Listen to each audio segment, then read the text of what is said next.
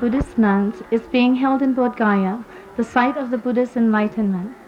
At this conference, nuns from all over the world and from various traditions have gathered. I, on behalf of the nuns of the Mahayana Buddhist nunnery at Tilokpur, which follows the Kagyu lineage of Tibetan Buddhism, would like to greet you on this auspicious occasion.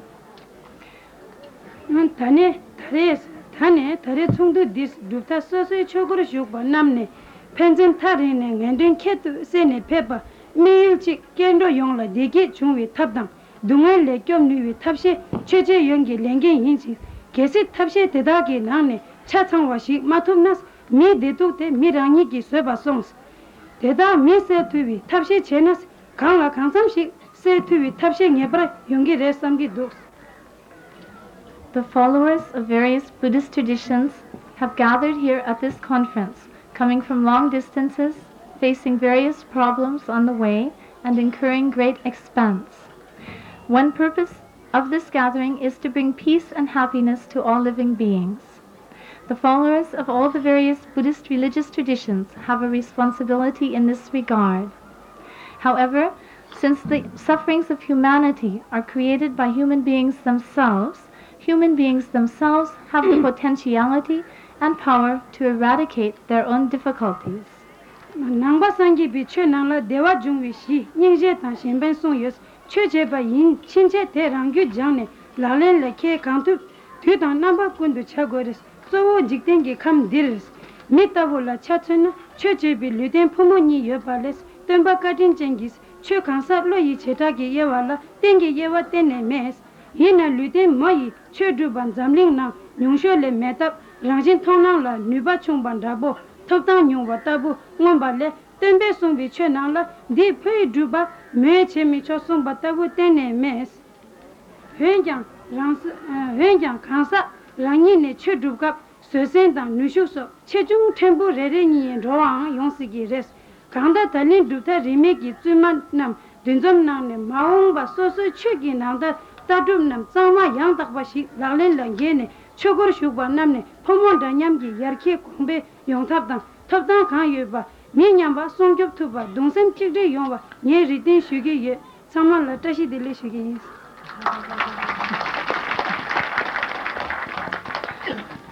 Since the various spiritual traditions of the world are meant for giving both temporal and ultimate happiness to all beings, particularly human beings, it is time to look into these various traditions and utilize the methods shown in them for solving one's own problems as well as the problems of humanity in general.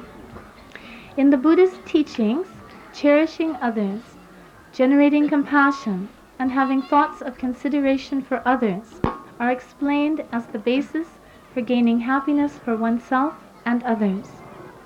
So anyone who claims to be a Buddhist practitioner must train in these principles and put them into practice in their daily lives. Through our own experience, we come to realize that these thoughts are the key to happiness. There are two types of practitioners in terms of gender, male and female. But due to the kindness of the Buddha, he did not discriminate between beings on the basis of sex. Although in society at large, female practitioners may have been regarded as less capable or of lesser status, this is totally at odds with the Buddha's teachings. In the Buddha's teachings, there is no practice which can be done by males and cannot be done by females. While engaging in practice, whatever differences there may be in attainments and realizations are due to one's own particular capabilities and conscientiousness, and have nothing to do with whether one is male or female. So at this great gathering of Buddhist nuns from various traditions, I would request that we each maintain our own respective traditions purely, and at the same time be united in striving towards the goal of gaining equal rights for women, while making the best of those rights and privileges which we already possess. Tashidele.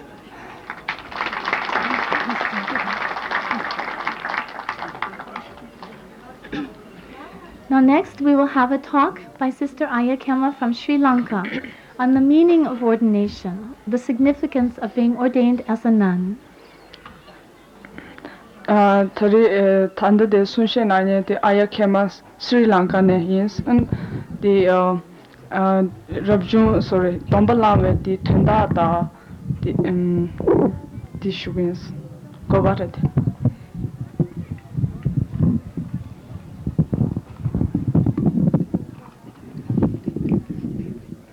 If you bring the tape recorder.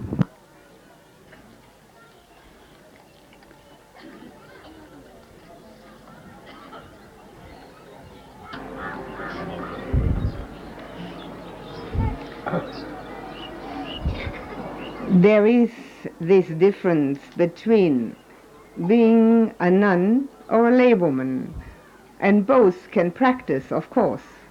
Kazo Rabjun Tombalama da and Tombalama ni Pasla Keva Yori de Lech and Chuguton Yamlen Chia Chipares.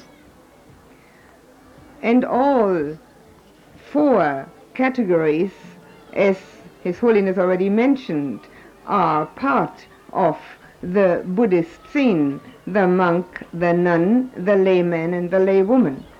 The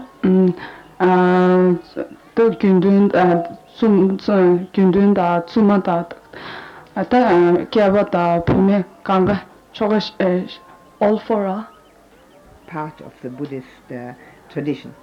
Kanga number Chugilu Tone Chipares. Right? Yes. But there is a significant difference between being a laywoman or a nun, which has great meaning for the ones who are ordained. Chidam Pume da those Tombalame Tombalanambe Pumenzanilla Keva Chigioris. There is a difference and Has significance. and Kasre Nengaje Yoris Tombalana Yetzola. And I'm not talking about status or importance. The Nenga de Kasre the Kosada Indeptone Nenga Kmans. I'm speaking about my own experience of having been a practicing laywoman in the past and then becoming a nun. The Tanda Shua and Zungaranima number Chene Kosa Tomala Venekapsuda and Dombalani Zuma Chene and Kasure Nyamen Chebe Tony Shuguyus. It is a matter of priority and commitment. Kasure di Tony Nenga da Kasure di Tole commitment. Because a Kelam but Tamzig Nengachres. When one practices as a laywoman, one can certainly meditate, one can certainly try to live according to the precepts, and one can certainly practice generosity, and one can do the many things which are possible in one's daily life. Kasure Tombo Malamche Kazo Nyamlen Chidu Ganlia and Gom Javia Soba and Chimbatanya la Soba Tinde and Kasure Gave Chawa Tinzulde Damanda Dwalia Kasure and Somba Chayoris. But one's daily life is beset with so many other duties and responsibilities that it is very often the case, as I have experienced myself, that the practice comes last. And yeah, because Keminch Kasure Tomala Menos, those Gawal Soya Yor Dele Kasure, the Dwal Lega, Sura Kellen Shime, Mangda Chene, Chugotol Nyamlende, the Tanzaniva at Chugordis. There are only that many hours in a day, and one does have to sleep and eat and clean up and wash, and then there are so many other items of importance that seem to beset one's mind and also one's time, that the practice becomes minute. Kasure, Tuzu Yuve Nalia, Chuzu Kaze Yune, the Tone ni khoya da dwa pazu khala saya da chu ya da tindel tuzu chuzu tomna dige chik dugores tine pazu le kechewe lega susu dugo ya den zul chik chuzu tomna dige chik dugores and di jel khazure susu nyamlende ande tuzu nyunyu ha dugores. When the time comes and one can see clearly that there's nothing more important to do than to practice the path of the Buddha in order to eliminate dukkha forever, then comes the moment when ordination seems to be the only possible step. Chu nyam sulaya chugole da keche shu tomben ta chu nyam sulaya nyamlencha di ji khaza zode ji nang du ga an shine khasure rabdu chuya da tindege di khazure chu nyamle yan ta ba cheni ani khasur de susu dungye de mevo soyat yobade di tondu ga ani shine rabdu chuya gi ani khale lorode shegores. But that certainly doesn't mean that then all dukkha is eliminated. On the contrary. Kan rabdu chuya gi ani number lorode shedu gan dage khaza meba zamjige ani dungye ga anga sewa dungye ga anga thachube nezu jilya legmares dile thag yores.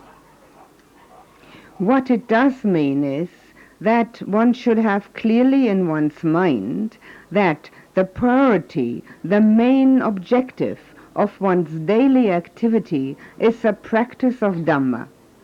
Kazure susu lo thonla thaju wa zamare de karsorse de niri mizke ya thonne ani kazure chu number thaba chia de di kunun du zod yawoch lola shagoyachi. Now, if that is clearly in one's mind, one has to be also careful that one doesn't use one's time in a way which will take that priority away. Ani dinde sunza susu niri tuzu de peju taya chedo ani di kulun de kevanangshi ta di tuzu de khasure chudruya chudu dagnangshi dudo kulun kevanangshi dutoya chetuba di en khasure ya tonang chegoya de kechumres. In Pali, we call that samvega, urgency. Kazu Pali ne samvega sigores de kazu ngamda asrachkia de chu number thabachia samla ngamda tkia. That we remember every single day why we have put on these robes, namely to practice.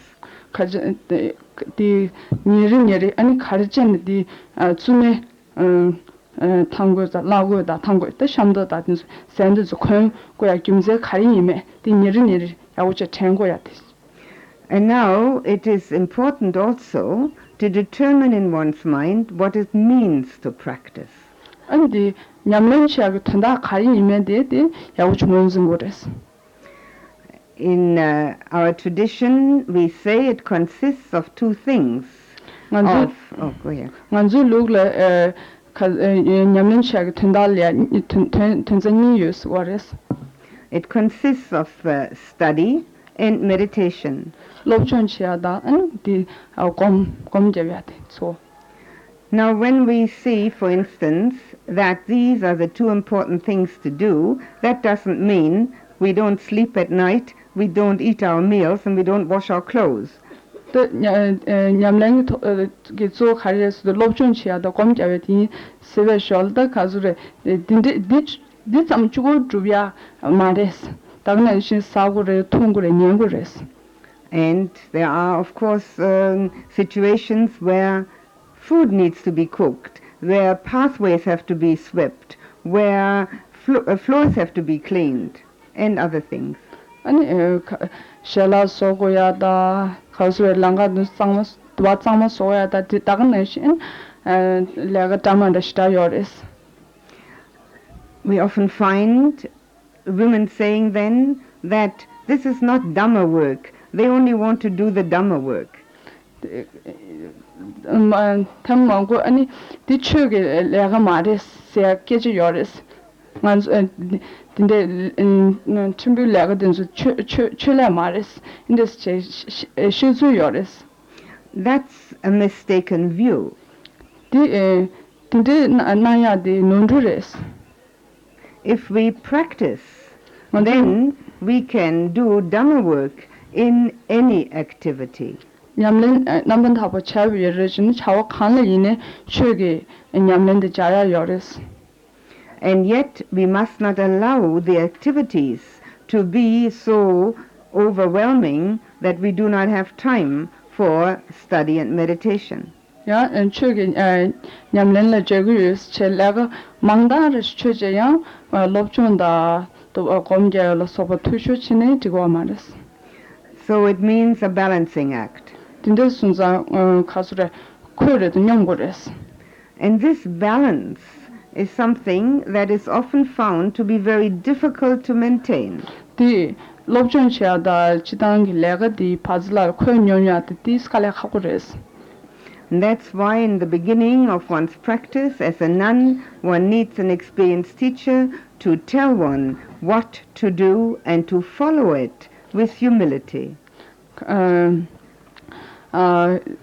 딘데 순자 아니 디 수수 롭존다 차와기 파즐랄이야 코연요냐게 체도 아니 인데 디 캐부천 투주드 캐부천 경약 체도 딘데게 체도 안 라마지고 라마지 땡고 거레스 라마데 카티 안 다그는 신 추신도 안 두고레스. There's another aspect to being ordained as a nun, namely to become a professional at it. 난다 가서 럽도 중앙에 넘버 시멘치 카리어레스도 간 럽도 중간 될 때네 가서 디 넘버 타바 용 양 타바 용야 대조치레스. Wearing the robes should not be wearing some special costume, but it should be a declaration of faith and commitment. 가수레 땅안주 두스 럽중기 샴도다 센텐스 콘버레 가수 또코 만다오트 코 만다오트 마임바 디 가수 디 콘베젤레 가수레 나란수 추고 톨 태바다 디 만주 디 캔람베 탐지 동바 디 가수레 겐센 네신 파템바 네신 고 And also a declaration of being a servant to humanity. And servant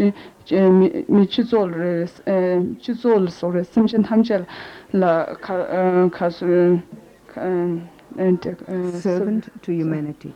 Because 10 nation, your nation chigi,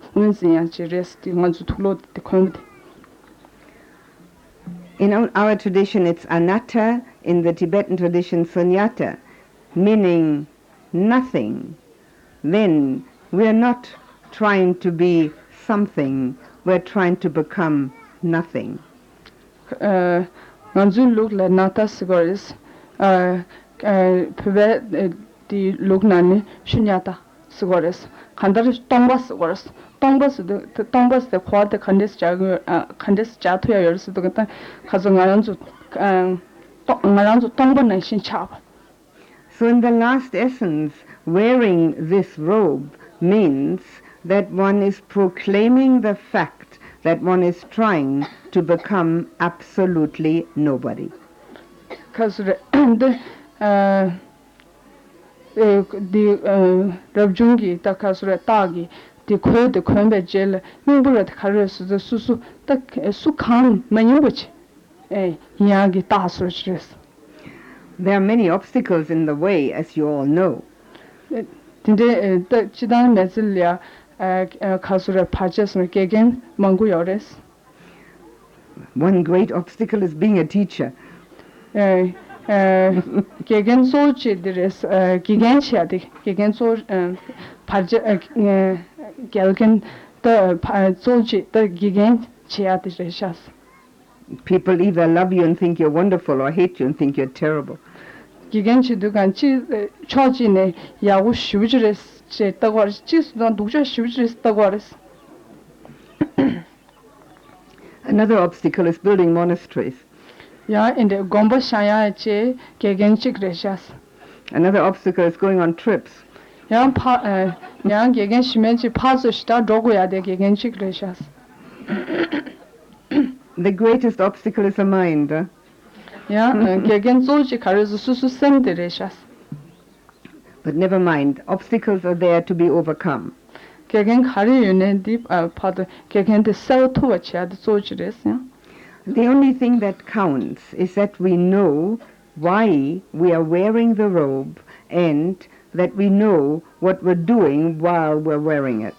또 디 줌에 산다 샴도 라고다 탐고도 컨버젤 조 가르제는 안주 둘로 인데지 권고야 юм제디 디 오연스냐 디 조치레스는데 why and what we're doing, what we're doing.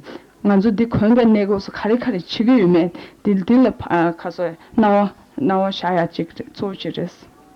I have often thought of the women in robes as an army of Dhamma.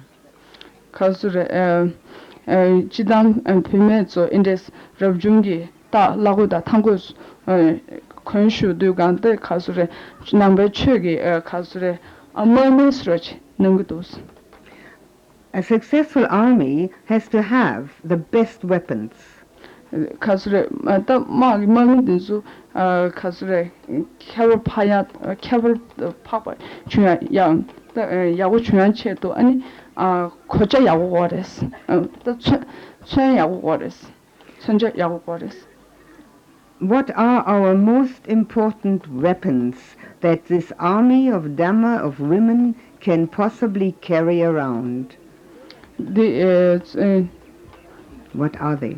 A question. 네, 안주 가수로 표명이 남배 표명이 가수를 최기 마음이 든지 남이야기 천자라디 소 가르랬으나. It is a female prerogative and also a female difficulty that we deal very frequently with our emotions. It's a prerogative. Advantage. Privilege. Nganzu kasure. Kasure. Samuna yube anyone who can help. Never mind. The next sentence will bring it out. It's okay. These emotions that we can purify to be the real metta, the real loving kindness that Lord Buddha spoke about, is the most successful and most useful weapon that this army can have. Loving kindness is the best. Loving kindness is the best weapon we can have. The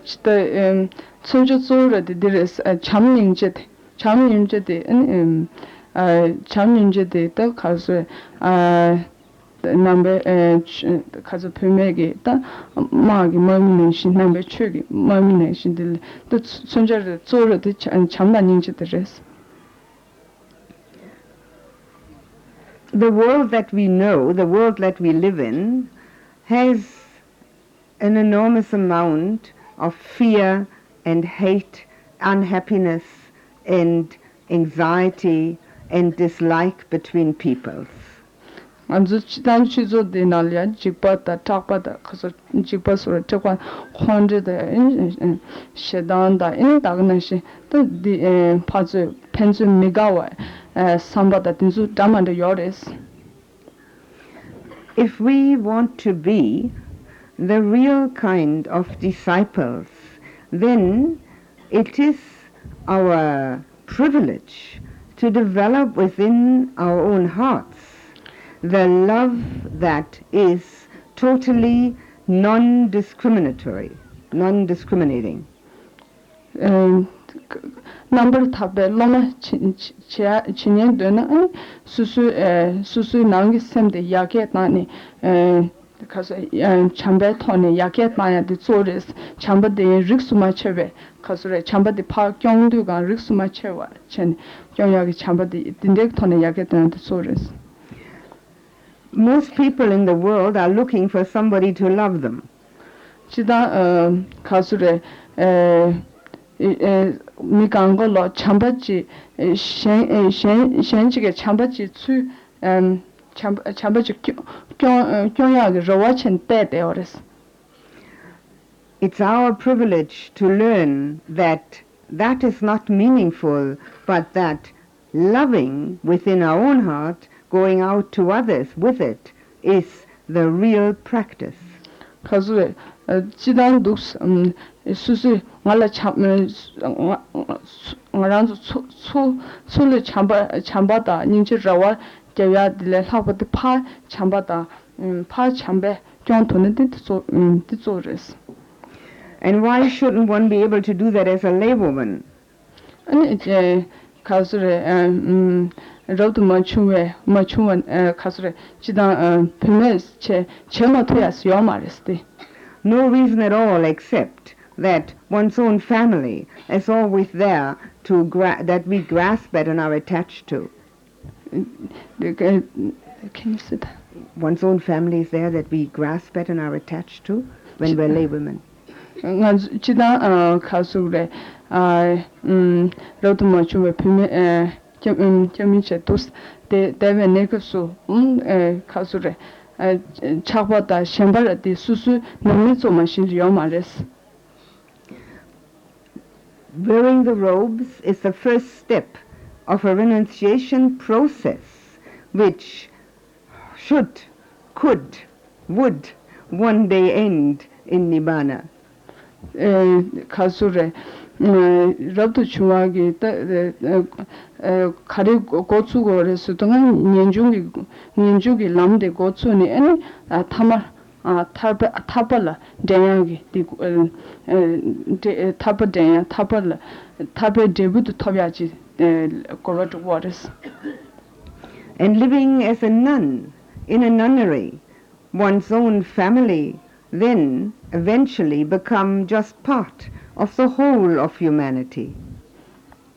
Rabdu chuni ani chene kombanan duste duga ani susu namis your family becomes the whole.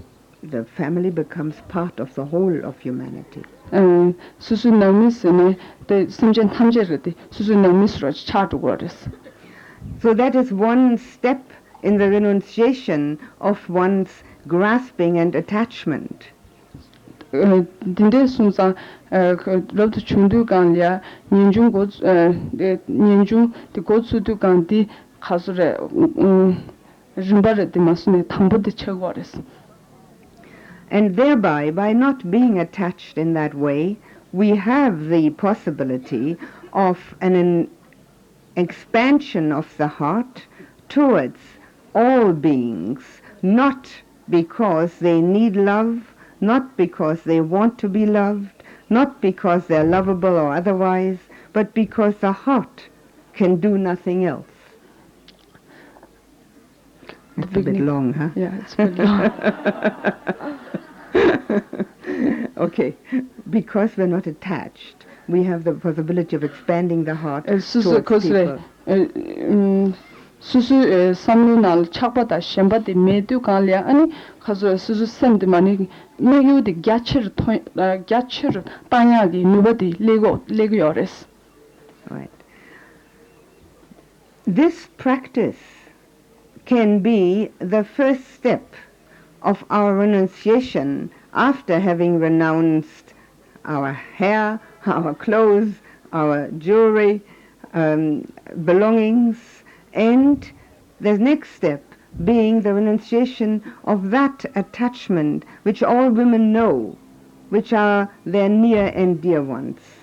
아니 딘데스 chen 아니 민중기 림바레도 토마 고츠제 아니 수수 지당기 가서래 담보 가서 녀버주야 담보 수수 토로다 견자다 아니 메콜기 팜빈자다 가수 dinzu da su ta che ya da dinzu chidan dwal cha de ya dinzu kang ma chi ge khasre le tan to dwal dinje gi thoni nen ju ke to che dine dj la an khasre su su nen ju de pa ga chir tan to ya jimbat lego ores. These robes have been called the banner of the Arahants.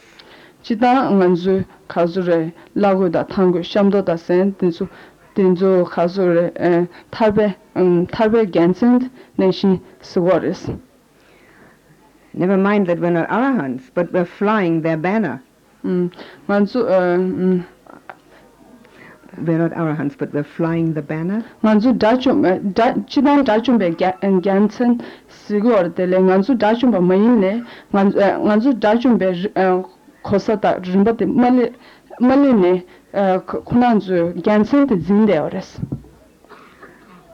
That is one part of making a nun a professional and not an amateur, realizing that we're flying this banner. Kasure di duste gansen tabe gansen zindu kanle an manzo chidan chunju chibale pabe an number tapa cha tables. Another aspect of being a professional and not an amateur is knowing knowledge. An number tapa chayagi number chik khares dukan shayin deres. The knowledge of one's own tradition, its history, its implications, and its practice. Susu luki tone susu gyu sore luki to di togi kasure nyamlenda lukyu da dindeg tone yauje shenyati. But the most important aspect is then transferring that knowledge into wisdom. To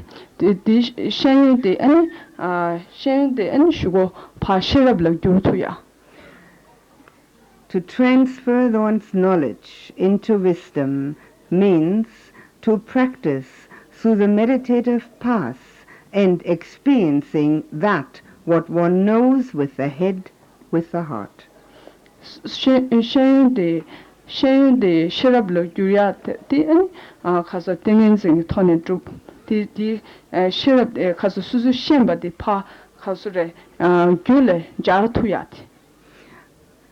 I call that the understood experience. And when we practice in that way, then we will also find that we in ourselves can prove Lord Buddha's words correct. Because nyamlen de gula jartuna susu shen de gula jartuna ani kasure sangye gi tembe tenda sore tinsu pa sebuti tentuet ingores. And then comes the time when we can actually be the Dhamma rather than listening or reading the Dhamma. Dindes chetudugan susu che chegores. Che la tawatsam mayimba lo che de lowatsam mayimba susu ran che de cha towards. So the main difference then from being in ordinary clothes to wearing the nun's robes is that the greatest priority, the total aspiration, is to becoming the Dhamma within oneself. The Susujidangi Kyami Chene, the Rabjungi Chet Yakun, in the Chidugan Lian,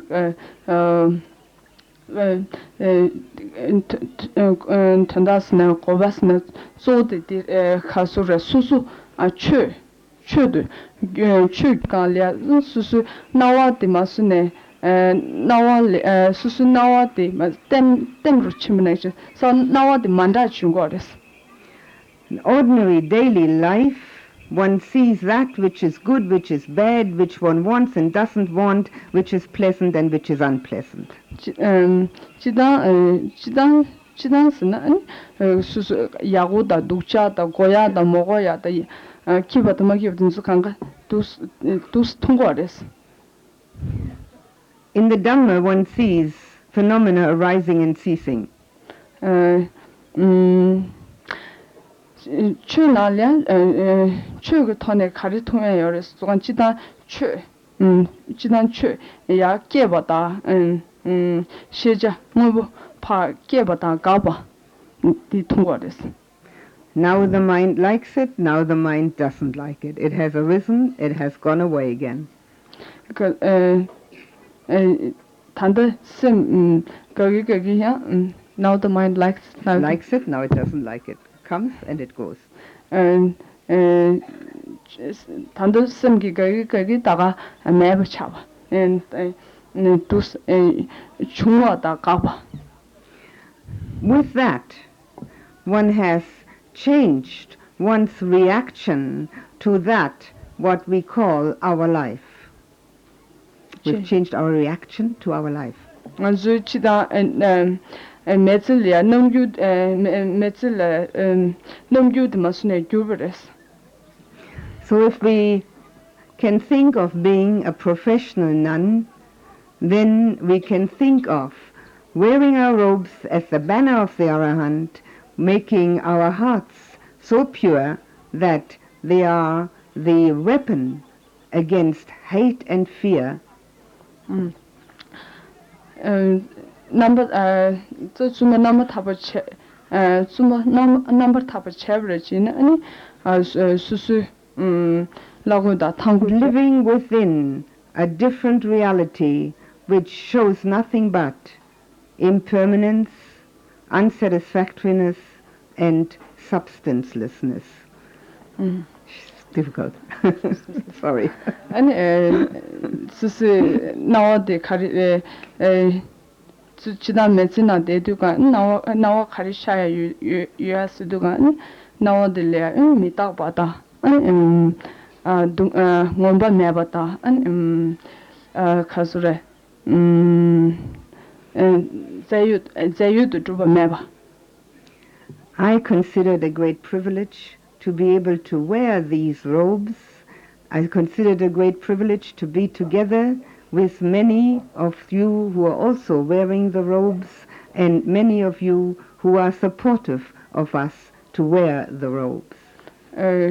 ngarai dus khasure rabjungi ke lago da thangu so khoya de kyaba sangure sangudos ndagna shi kha number zo in the rabjungi ta lago da thangu so chöbe zo nimdo dus gender of the kyaba sangure sangudos dagna shi number zo ti tindege tholya ani khasure roram nani so kuna nimdo and maybe I'm only conjecturing now, maybe we were together already 2,500 years ago and trying to do the same thing. Let's do it better this time. Thank you.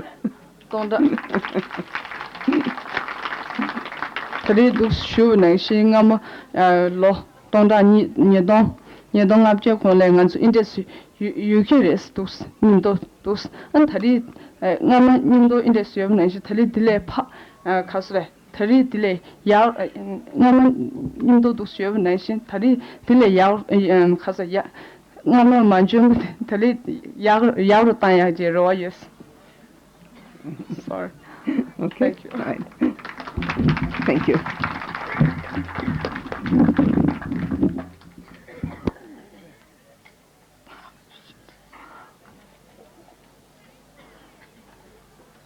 For the day. nyerege kaje tuzu da chuya da kari chugu yume dinzu rimbare de ganga puyi da inji tone pige geshagins. In general, the program will start in the morning at 8 o'clock. Chida shoke chuzu geba ko chugins. And we will first have meditation which will be held inside the Kangachakra temple here. 토마 두스 곰을 주제 고추 안티 다게 두고기 사강 나롤 고추긴스. Please bring your own meditation cushion. 수수수 슈덴남 페로나스. At 9 o'clock, we will have a talk given by a number of different interesting speakers. 차주 구베 톨레 엔 순셰나니 림바르 치오레스. Tomorrow, the talks will be presentations on the nuns of the various traditions of the world. sani chazu goba sunshedi lumbakhagi sumazu kol yes. And in the afternoon, we will continue to give presentations on all of the different traditions of nuns. An dagnan shinyungule kasure sume number sume kogi the lumbakhagi luksu damanda di kol shuju di shokenan. 2 o'clock in the afternoon, we will discuss various topics with three or four people on each panel in a discussion format, after which we will break into small discussion groups. 지난 추나인 쇼케 차즈 고바다 민국이 추즈 미베 톨린스 안도스 소셔나니 숨시스체 안도스 쿠난즈 수시나 안슈고 파즈 루난제 주두는 주인스. The discussion groups may also be held in various languages, so that, for example, the Tibetan nuns can gather together in discussion groups of 10 or so people with an English speaker in each group. If you feel more comfortable speaking in your own language, whatever it may be, then you can gather together. Numbers choose industry nimdo dus soranas dus susu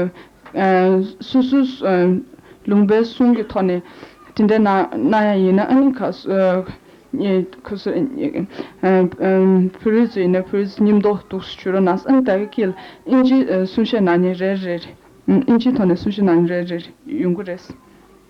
Then at 5 o'clock each evening, we will have a puja and a puja from each of the various different traditions.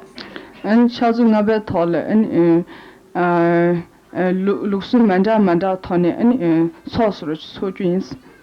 We're planning to have all of the various pujas and chanting led by nuns themselves. And because it's thought that ganga unzinani ganga unlatchins. Following that, we'll have a meditation, also following the tradition of that particular country. Lumba kari luksu tone tsod tsunam DJ daga gomje tinagres. At 7 o'clock, there will be informal discussions. The such a jailer and things. For those who are officially registered, the breakfast will be from 6 o'clock to 6:30. The lunch will be from 11:30 to 12, and the evening.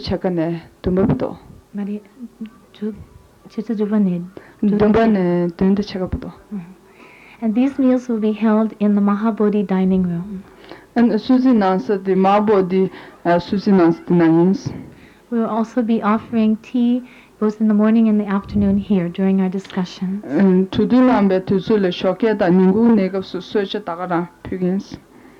This evening, for a special occasion, for auspicious reasons, we would like to offer dinner to all of those of you here now. Please come at 6 o'clock to the Mahabodhi dining room. And Togon of Tenjigi Chedo and Tari de Peshuba number to Gangalo and Chazu Chukwa Mahabodhi Susie Nasadea Tari Shalal Chunarunas. I would like to have a few people to help clear the things away. And then I look forward to seeing you this evening at 5 under the Bodhi tree.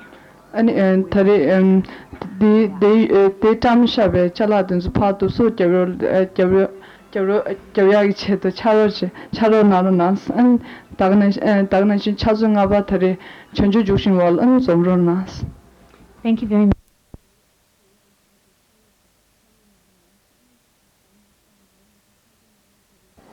Svakato Bhagavata Dhammo Dhammang Namasami Supatipanno Bhagavato Savaka Sangho Sanghang Namami.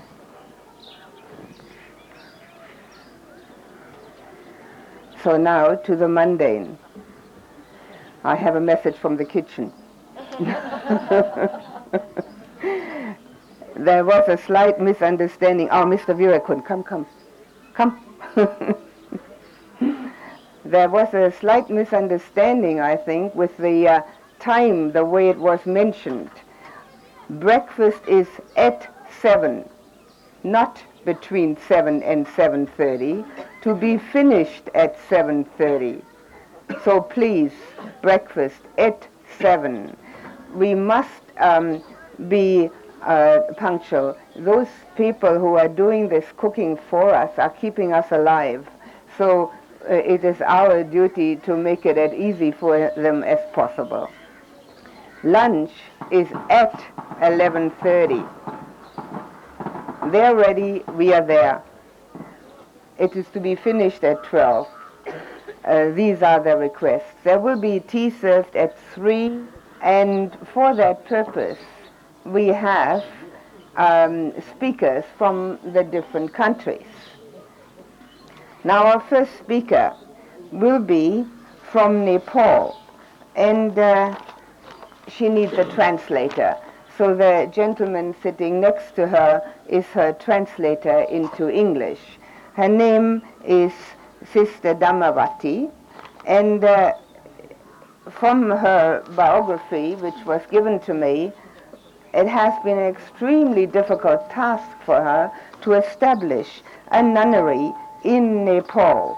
She has done so. It's called Dhammakirti Vihara, and it is one of the most active Theravadan centers in Nepal. In her young life, she started at the age of 14. She wasn't allowed to embrace the Buddhist religion by her parents or to become a nun. She ran away, and she had to walk to Burma because she couldn't get a passport or a visa. So she walked at that young age. After some years of having been at Kusinara, she went to walk to Burma, and she studied in Burma after they arrested her because she came into the country illegally. Then later on they found out that she was there for a good purpose. And so she studied in Burma for 14 years and then and specialized in the Abhidhamma, and then returned to Nepal to set up this nunnery. And she now heads the nunnery. And she will tell us about nuns' practice in Nepal.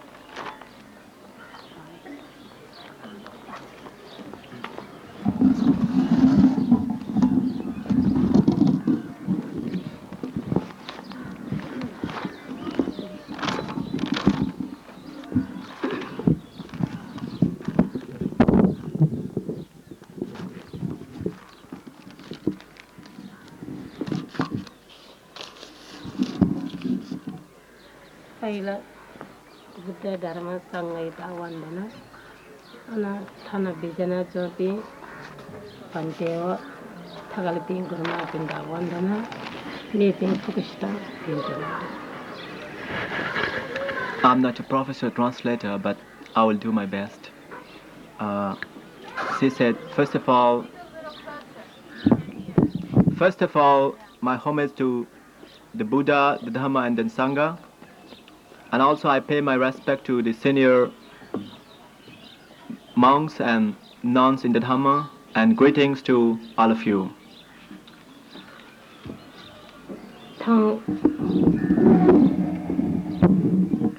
Gable Bojo Tala Mr. Tiagpino Biselana Tare Fuka Des Timuna Ra Mila Jalajia Kwasya Janidugo Avasta Praptaina Bio Janite to Go Sanstide Kolena रवा ठोज्या सूर्या पे तथा के पे दाल पे फुकस्ता दिमो पाखे धन्यवाद. First of all, I would like to express my deep gratitude to the organizers and the sisters and brothers in the Dhamma who made us this opportunity possible to gather here and to know each about and to exchange our views. So they are really it is a very appreciable and unprecedented event in the history of Buddhism. भगवान बुद्ध धर्म में मिस्तव मिजाद बराबर अधिकार भगवान बुद्ध बियार को खा तरह बुद्ध परिनिर्वाण लिखा में वो धर्म पीना यो लोक जनावो जनेते थो मिस्ता लियोने लावना मिजाद दहेज के न्योने लावना थो सगो मिस्ता न कमजोर जाचंग लेना खा. In the Buddha Sasana, the Lord Buddha has given equal right and equal opportunity to the women also. But after the Parinibbana of Lord Buddha, because there were people from other religions and other traditions, then there started the domination of women, and it is also because of the backwardness of we women folk itself. भगवान बुद्ध मिस्तव मिनाद बराबर करुणा दृष्टि ठगिया ठको जायदा ठावे मफे चौ छी मिस्ते न छगो कमजोरी ख ठठे सकले मिले चले जिया बला बिसम बमला दिनता ग्वाली भी शिक्षा बिया यंकल दासा मिस्तना अवश्य मेवा ठावे फैरियो न आशयन. The Lord Buddha, with his great compassion, had given the equal opportunity to women also, but because of our weaknesses also, now we are in backward stage. So this type of gathering, or helping each other, helping to those who are not yet developed and who are still backward, in this way we can again develop the women also. भगवान बुद्ध पाले गथे मिजा data अग्रश्राव का सारी पत्र महाश्रास अग्रश्राविका उपलवन्नेदा ब्याद ताउ दहादो गथे मिजा data सारी पत्र अग्रस्थान दो उले खेमा महारंदो गथे मोकलन भन्देदा अग्रस्थान दो दिदी अथे उपलवन्नेदा दो अथे डेथेंदो गुलिगुलिना मिजा बि संग पिंदा एद दग पद बिबिया दाउदो भगवान बुद्ध मिस्ते दाना अथे एद दग पद बिबिया भगवान बुद्ध ठकया यंगो गोदो. The Buddha has, as his chief disciples in the Bhikkhu Sangha, Sariputta and Maudgala, the Buddha also made chief disciples in the Bhikkhuni Sangha, Upalavanna and Khema. So this is just an example that Lord Buddha did not made any distinction between men and women. Again, the thade ya phege nite Mr. Bakhe sun silpa vidya shena biya thade mile chale jaya jayana yankal dasa Bhagwan Buddha palai bi Mr. Sana gade mina dev sara jayana wokha athe ya phaidiyo na ase. So if we start now mutual understanding and helping each other, then today also we can be developed same as the women of the Buddha's time. Tadhen sansar bhinita thong bisu santi dasan tabina bisu santi jigitala mina da jaga shishit jiyan ji phaimako mistana shishit ji mane sansare manuda bachi maya kala mista duri ur khane. In reality, if we really want to bring peace on earth, or world peace, because we know that half of the human population is women, so there is no other choice but to develop and to educate the women also. Again, the bachi maya ka dubi mista da shichidiya da chikbin salpolpin thenja bin balla bisa bamla bin mista da na shiksha biya गुहाली बिल दासा अवश्य मेव बुद्धय पाले थेंदो निश्चय दर्जना ठावे दियो अदिलासियन. So, I hope that the developed or the educated women like you sisters do try to help others who are still in backward position. Then women will also, today women also be able to achieve the same position and the same status as in the Buddha's time. Buddha धर्म धथें धथेंला मन शुद्ध याव का गुलगुली मन शुद्ध जी उलुले छिपे पवित्र जावने मन शुद्ध याद मेहनत याद दासा निनो देसा फुटे मिस्ते सना अवश्य याना यंगल दासा भाई. In Buddhism, the most important thing is purification of mind. So, if a man can purify his mind, so too a woman can do, and then she also will be a noble person. Nepal Buddha धर्म खटो नेपाल देदियो भगवान बुद्ध जन्म जगो देश का ऐसा तबिना मेगो धर्म कोटेला थौ नेपाल जिपि मचबले थरे भिक्षु दिपि खने मरिया वने थंको का. Now I would like to share some of my experience of Buddhist nuns in Nepal. Even though Nepal is the birthplace of Lord Buddha, because of some influences from other religions and of the ignorance of ourselves, when I was very young, or during my childhood, it was not so easy to just have to meet a bhikkhu or a nun. थने अथे 60 वर्ष दिन हटिने विस्तार विस्तार Burma ये पाखे भिक्षुपिना नेपाल ढांगला अथे देथेंदो जिपि अनागार पिना बर्मा ये पाखे है कुशीनगर चौमा बर्मा में चंद्रमुनि गुरिया पाखे नेपाल भिक्षुपि व थते भिक्षुनि पिने सट्टा व पि अनागार पिना खुइर न्यान सेतिने कानङ खने देगा वखा. In the history of modern Nepal, it's about 60 years ago that Theravada Buddhism revived in Nepal. It was because Buddhist monks from Burma traveled to Nepal and the Nepalese men also took ordination from them. And so at the same time, during 60 years ago, also few women took ordination from Burmese monk in Kusinara. So the revival of Bhikkhu Sasana and the revival of, in Nepal we call Anagarika or the Buddhist nun, happened during the same time. Nepal थेरवार बौद्ध धर्म हन Dow नापाम Burma ग्वालेना अन श्रीलंका ग्वाले बिया आ लिपा Thailand छ ग्वाले बिया हो यंका चंगदो.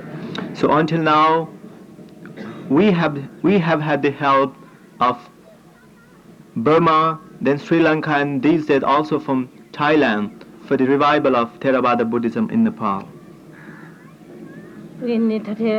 परस्पर मैत्रीपूर्णको व्यवहार ग्वाली बिया यंकल लासा थौ विश्व हन बौद्ध धर्म बुद्धय पाले थेंदो ठगा फैदिउन आशय. So in this way, if we help each other with loving kindness to develop each other, then Buddhism can be flourished once again in the world.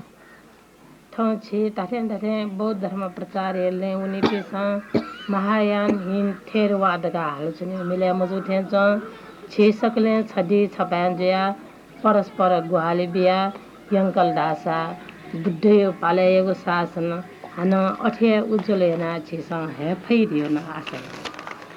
If we are really to be the disciple of Buddha, and if we really wish to develop the Buddha Sasana, then we should not give much importance in Theravada or Mahayana or these traditions, but just to follow or just to practice the real teaching of Buddha. Then only we can make the Buddha Sasana flourish again in the world.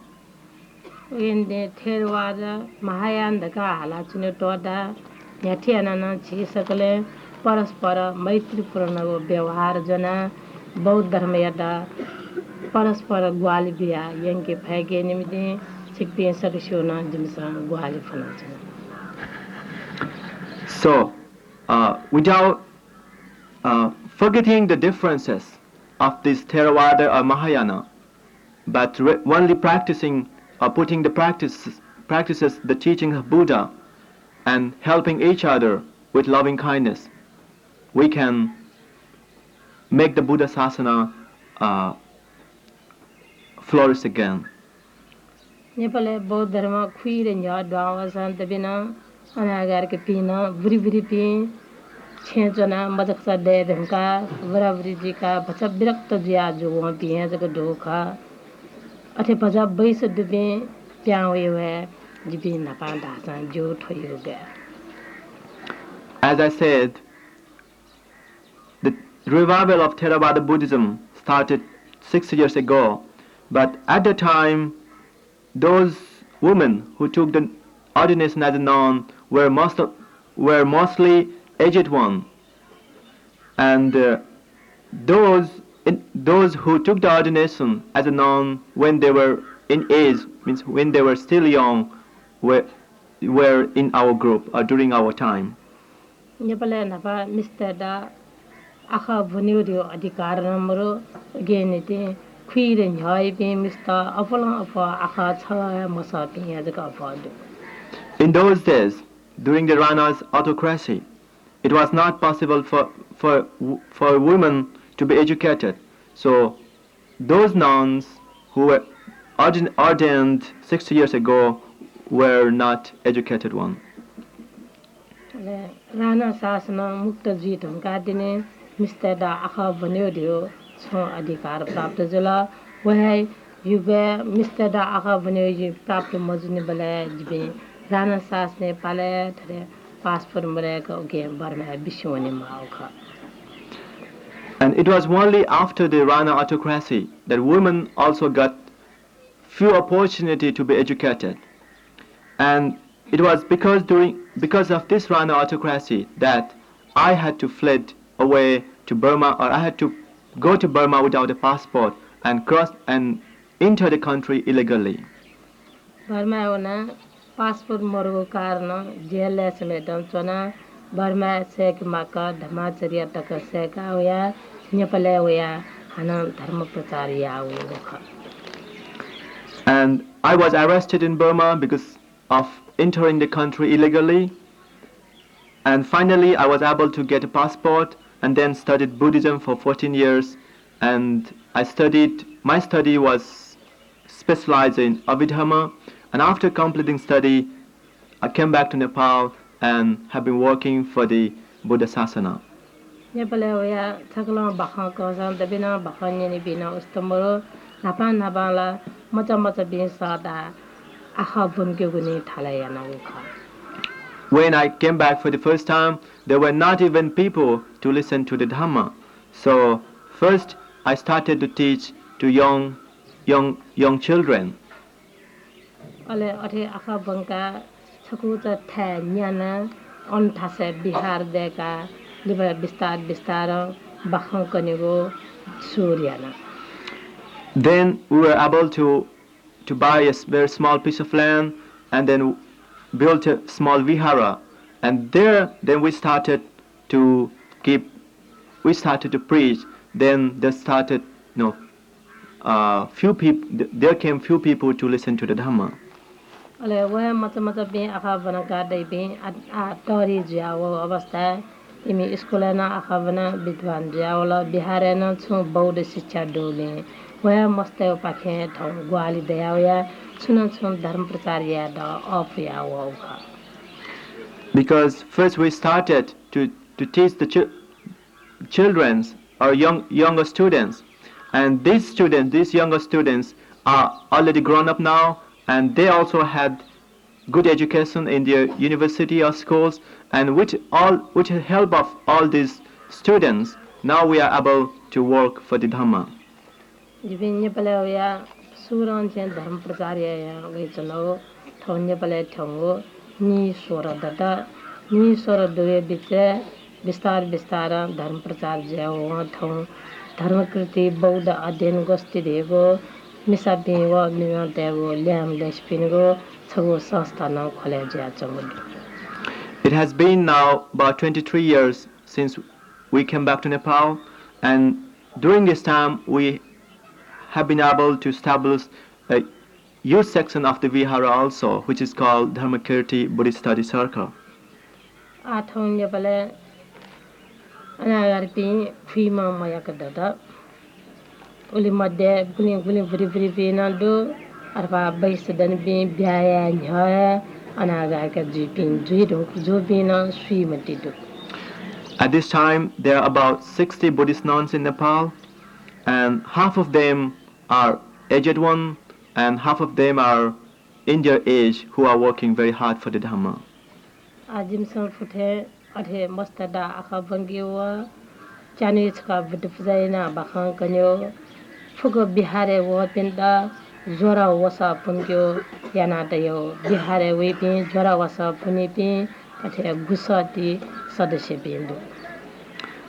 In Dhammakirti Vihara, now we have about 900 lay followers who go to the Vihara during the Upasana day and do the Buddha Puja and listen to the Dhamma, and all of these members, these lay people, have their uniform when they go to the Vihara, and at the same time we are also still teaching the younger students. धर्मकृति Bihari पेंगो उद्देश्य जनाते दो बौद्ध धर्म थापिसना सेकेगो थापिसन थादा सेवना प्रचार न या वनिको बेला बक्ते किताब पिकागो देश विदेशमा वति बौद्ध विद्वान देदा स्वागत यागो थेगो अध्ययन गोष्ठिया पेंगो लक्षण जिमसन जनाते दो. And the youth section of the Dhammakirti Vihara, the study group, is mainly working in four areas: to study Buddhism, and then to teach the Dhamma to others, to go to the different rural areas to preach them, and to welcome the foreign Buddhist scholars and publications of Buddhist literature. उली मध्ये थुपेंगो जा यामचनगदो बेला बक्ते latch का बा निलेच का वना गांगा में वना धर्म प्रचार या वनिको न ह्याब्ले चले ज्या चंगदो थे अदिन गोष्ठी पि परिवार त वना. And about once in a month we go to rural areas, and we find this project or this work is very helpful to and beneficial to the people in the rural areas. अनलिपा लेले पति किताब पिकागो पत्रिका पिकागो न ज्या चंगदो बौद्ध धर्मयो गुरु तृप्त गैदा Nepali Newari new भाषा पिकया लेले इना जनगदो किताब सचिव छुटी प्याव एरंगला ले छगो पत्रिका न पिकया चनगदो वो फुका थे वे चम अनुवाद ग भाजुव मेम भन्टे छम लंका लेहा बिजाम अस्कस भन्टे न यको ग्वाले इना चंगदो. To make the Dhamma available for as many more people as possible, we are also publishing books and magazine both in Newari and Nepali, and for this we are having help from other venerable and also younger students. Okay, जिमसा फुफुथे भरी धर्म प्रचार याना चनगदो छिकते सगशो गुहाले दया वंदासा थसेयाना बालक बौद्ध धर्म प्रचार याना यंगे फै दयोना आसयना जागो मुनिको ज्या न्याब्ले या FEMA देगोना आसयना. So in this way, Buddhist nuns in Nepal are doing their best for the spread of the Buddha Sasana, and once again, I sincerely hope that this type of gathering and this type of interactions and exchange of our experiences would really help us to make the Buddha Sasana spread all over the world. Thank you.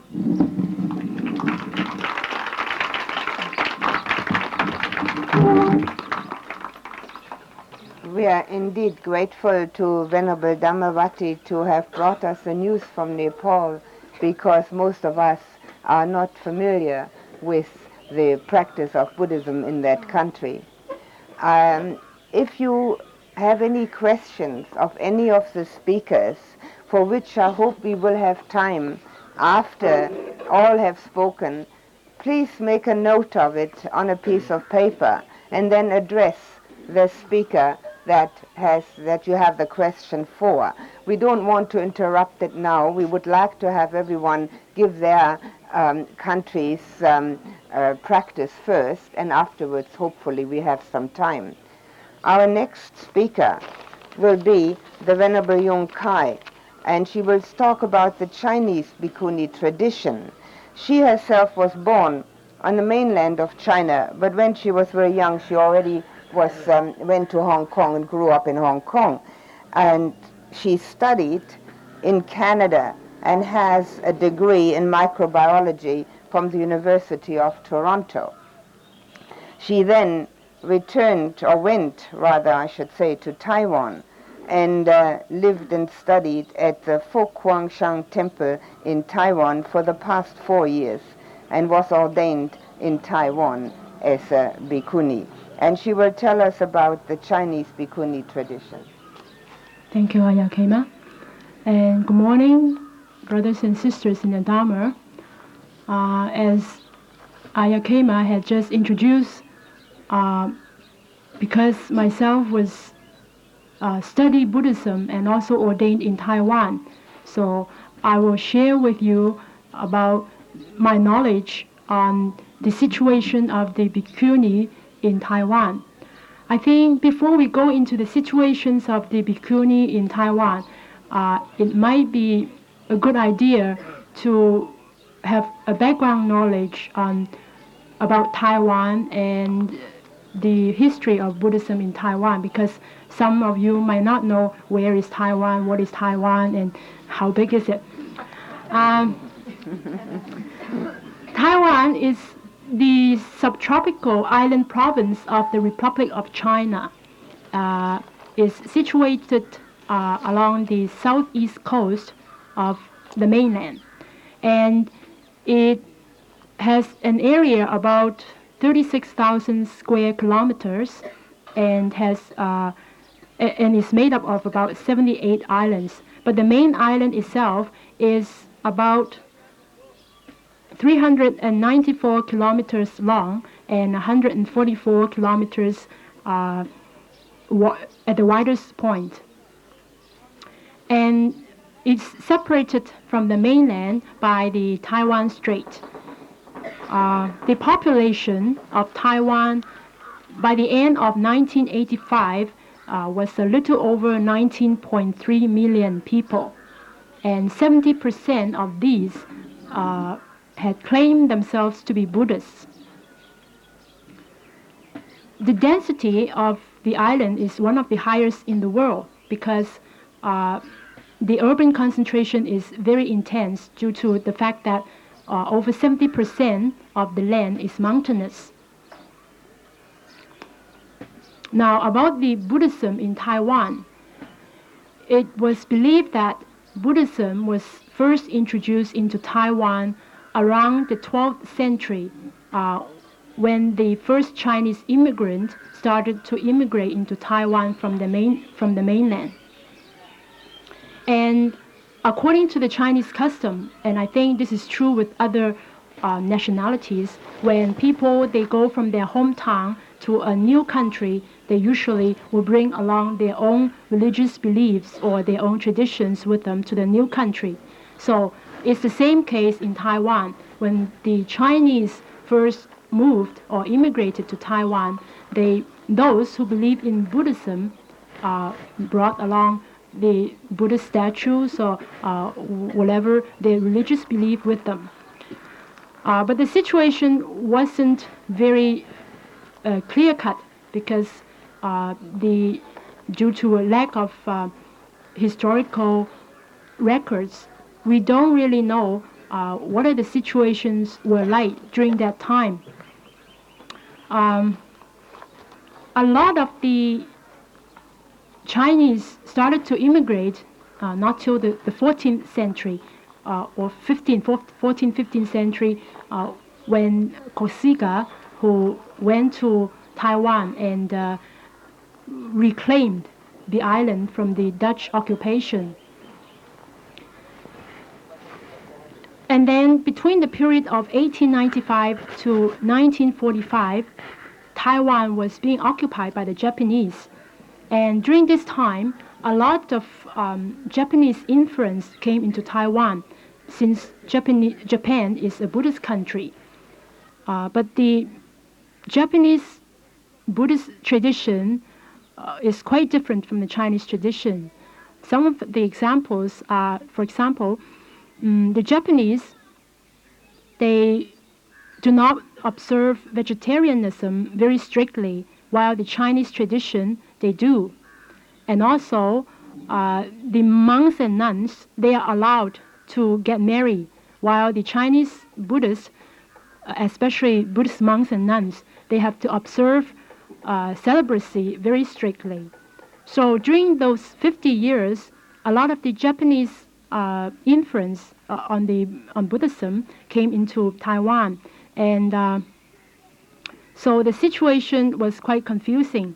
And also the local people, the Chinese, a lot of them, they might claim themselves to be Buddhists, but actually they are doing a mixed practice of Taoism and Buddhism. That is, they pray to a lot of different deities, and they make offerings to different gods. And so the people themselves, because they were not educated about what is the real Buddhist tradition, so they themselves, they don't know. They might claim themselves to be Buddhists, but actually they are not. And after the Second World War, Taiwan was returned to the Chinese government, and when mainland China started to turn communist after 1949, a lot of the high monks, they escaped out of mainland and came to Taiwan.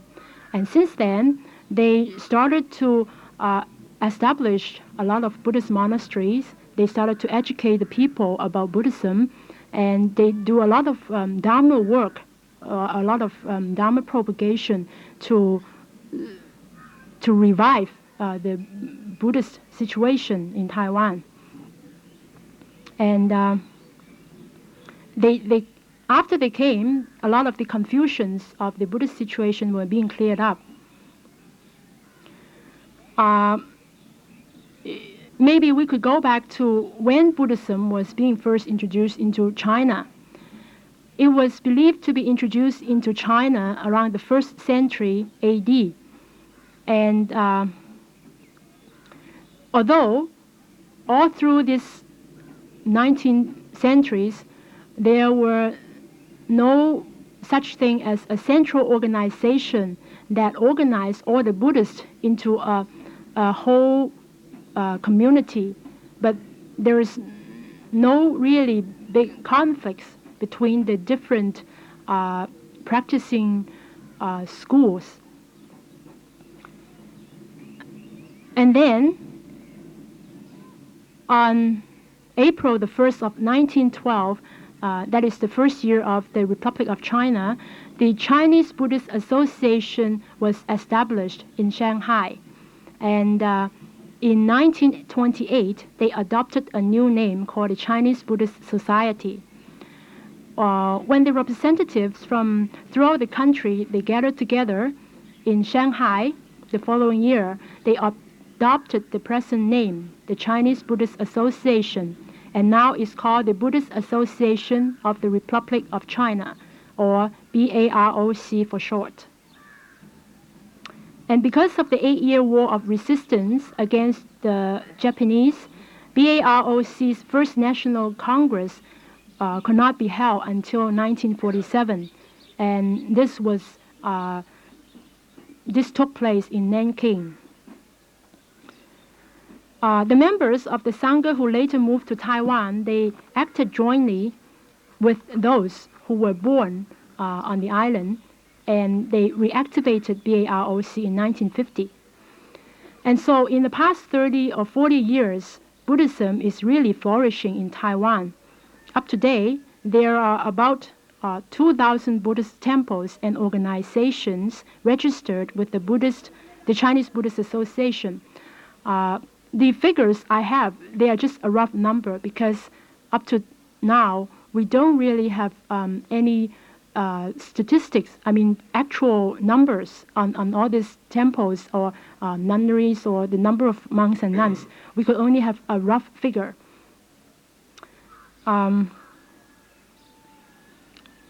And most of these temples, they were being built or established after 1950. That is, after a lot of the senior high monks came from mainland China. And among these 2,000 temples, about 34 of them have organizations that are affiliated with institutions for Sangha training. And over 10 of them, they have Buddhist colleges or studying institutions in which advanced Buddhist courses are being offered. Now, we'll go to the ordination in Taiwan. The ordination in Taiwan, or according to the Chinese tradition, is called the triple order ordination. That is, during this, the three ordinations were being given at the same time. The ordinations are usually being held for a period of 30 days. And during this ordination, first they will be given the Shamanera and Shamanarika ordination, which are usually being given 2 weeks after the training. And then another week after that, they will be given the Bhikshu or Bhikshuni ordination. And just before the end of the ordination, they will be given the Bodhisattva ordination. This might be something that is different from the Theravada tradition. The Bodhisattva ordination you could find only among the Mahayana traditions. And each year, a different temple will be selected to give the ordination, usually among those temples which has the capacity to accommodate about 300 to 500 novice monks and nuns. And during this time period, novices or those who wanted to become ordained will come together from around Taiwan or even from overseas, such as Singapore, Malaysia, the United States, and you see that a number of the Bhikkhuni here, they went to Taiwan to have their ordination there.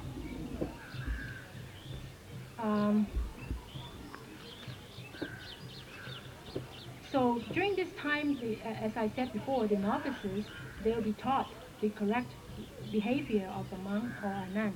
And also the Pratimoksha Sutra is being taught and explained. And the ceremony will be rehearsed many times before the actual ordination takes place to make sure that the novice know what they do during the ceremony.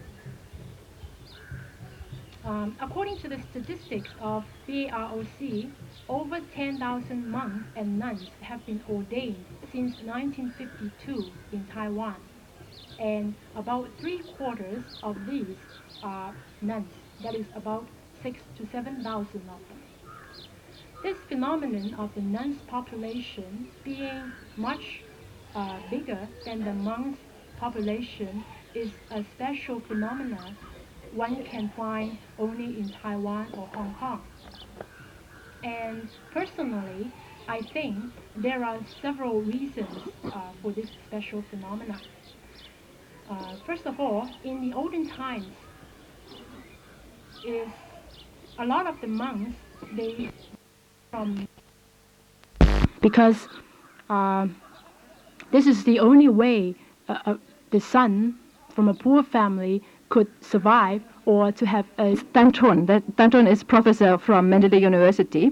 They are convinced that in the Pagan period, which is the 11th to 13th century AD and may be regarded as the golden age of Buddhism in Burma, really did have the big... Emperor Ashoka sent the monks Sona and Gujarat to Suvarnabhumi, and that they established the Buddha Dhamma there.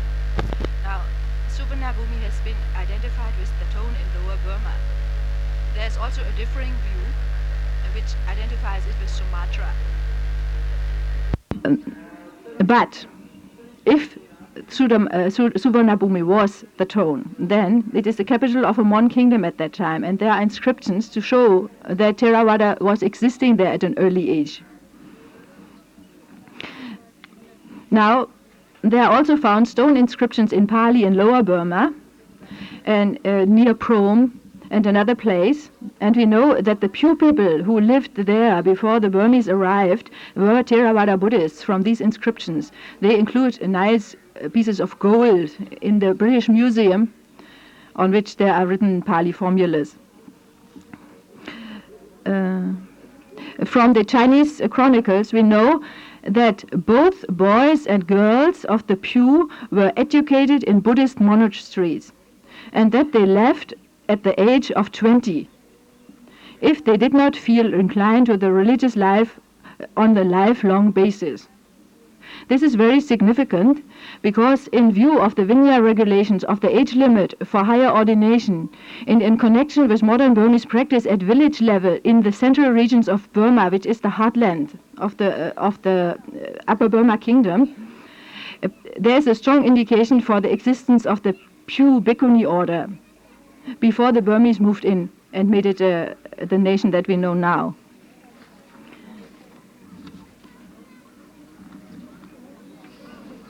Second question, when did the Bhikkhunis disappear if they are not there anymore? It is well known that Pagan was attacked by the Mongols in the 13th century. And Burma was in a state of political unrest and split up under different rulers, and some of them were antagonistic to Buddhism. So larger countries, states were set up by two kings that did not altogether cover a very long period of time. The names are Dapin Shui Di and Bayin Nao. So the present era of the Socialist People's Republic of the Union of Burma is largely defined by the conquest of King Alaupaya, who lived in the 18th century, 1752 to 1885, and which was gradually replaced by British colonial rule in 3 successive wars in the 19th century. The dates are 1824, 1852 something, and then 1885, that is the fall of Mandalay. Yeah. So my idea is that it must have happened during this time. The present Burmese nuns were the result of a Sasana reform instigated by King Mindon, who built the capital of Mandalay at the second half of the 2nd century. Mandalay had its 100 years anniversary in 1959, so it should have been 1859 built. And the two leading nuns were the Siakin and Menape. The second name means Devadinna in Pali. And they came from Manipur, which now belongs to India. They were little orphans of war, because the Burmese had a war with Manipur. And the children came along and they were brought up in Burma in early childhood. So they were adopted, and so they became nuns. And one of them was very learned. And they set up across the river, the Irrawaddy, in the wilderness. And the crown prince happened to see them, and he liked them. And when he became king, then he sponsored this movement. At Sagaing and Mingon in Upper Burma, on the banks of the Irrawaddy, at present, just across the river of Mandalay, there are now hundreds of nunneries, even now, and somebody called this part of Burma the Kingdom of Nuns. Les Menape, Siakin,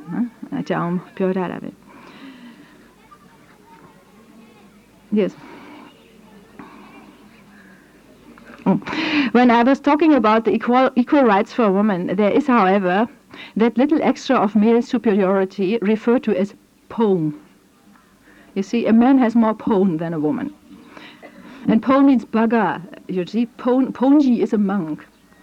And Bhagawa is the Buddha. He has Bhaga. And females are not supposed to have that.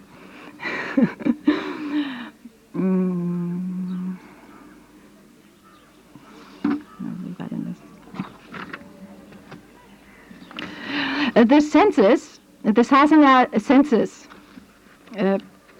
is established approximately that out of 1,000 Burmese nationals, of which not all are Buddhist, because the nationalities in the mountainous regions, some of them are worshipping what they call Nat, no? No, what is it? Tree spirits and so on. Spirit worship is there. And the Burmese government, in fact, is trying to introduce Buddhism there as a government project. And then, of course, there are Christians in Burma.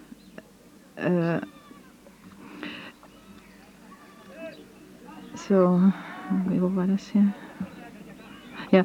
Even then, the ratio is about 30,300,000 monks, 30,000 nuns. And I've worked that out as 1,000 citizens, 10 monks, 1 nun, is that right?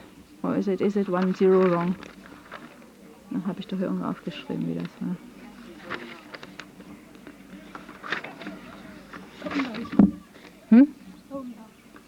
Tilashima, Mama, yeah.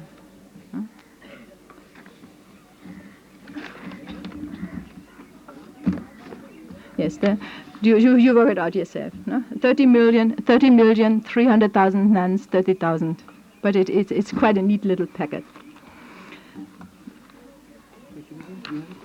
Yeah, well, I'm sorry. I would like to check the figures with the tourists that have arrived. Because I did not prepare this in writing.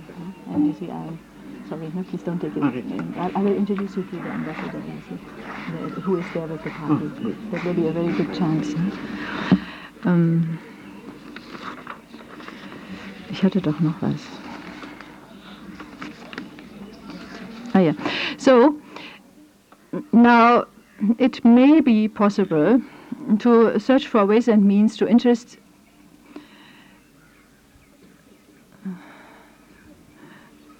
oh yeah. Well, I'm sorry. I'm hoping that during this conference, maybe we get together a group who can discuss this more in detail. Actually, I have a number of ideas, but you see, it is not not the right way to say this now all over the mic to everybody. It depends on the. Okay. Thank you very much, Krishna, for giving us an idea about the Burmese situation. And please let me add one more thing. all right. You see, my personal enquiries in the other Theravada countries, Sri Lanka and Thailand, have let me come to the conclusion that actually all the Theravada nuns are derived from Burma. And that they were based on this reform of the Fifth Council under King Mingdon, and now centered in Mingon and Sagaing. Because I've looked at the robes, I've looked at what they have and so on, I have examples. And there's also the research work done by Mrs. Kusuma Devendra, there she is. You see, concerning the situation of the Dasasila mothers in Sri Lanka. And I have been to Wat Phak Nam in Bangkok. I mean, I would, of course, like to Dr. Kapil Singh to give us further details on that. But it seems to me that what I saw there, these white-clad nuns called Upasika, were also deriving their influence from Burma, and it is quite likely because there is a good connection through the Shan states. In northern Thailand, on the Thai side and on the Burmese side, they are almost the same people. We'll be hearing about the Thai and the Sri Lankan tradition in a moment, the Thai tradition in the afternoon, so the connections can maybe be found then. we were passing around a paper which contains the speech that will be given now by Mr. Virakun. Did everybody get a paper like that, or did it get stopped somewhere along the line?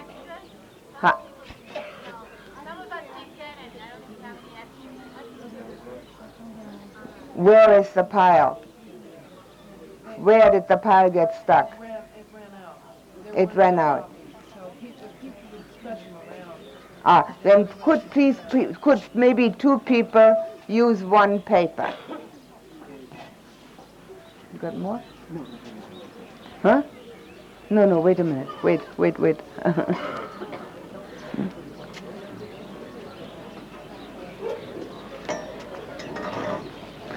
Maybe two people can use one. It's the Commissioner for Buddhist Affairs for Sri Lanka, a government official, and government officials have certain restrictions.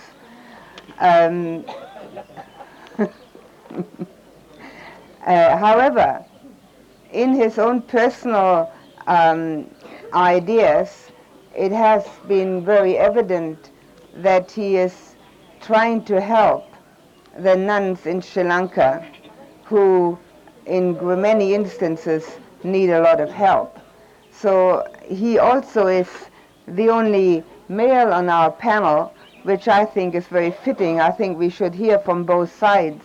And although we do have Sri Lankan nuns here, we have 3 nuns from Sri Lanka here, Mr.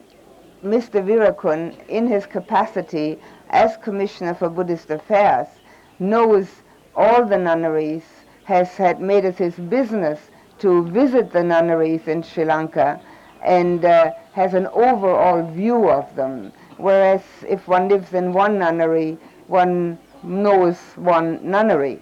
So I think he is one who will give us the best idea of the Theravadan nun tradition as it's existing in Sri Lanka today.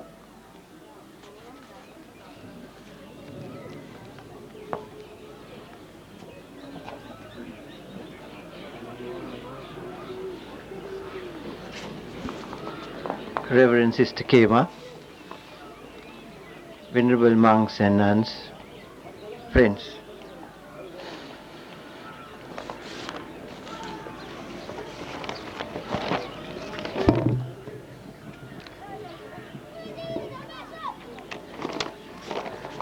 I am thankful to Sister Aya Kema for the introduction she gave of me.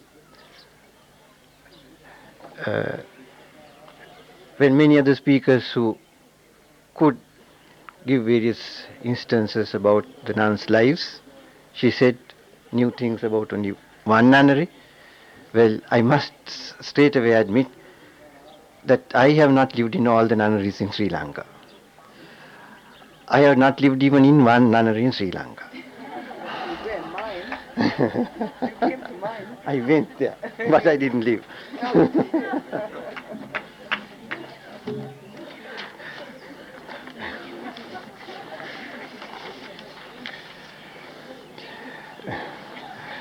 And one more thing, I found when the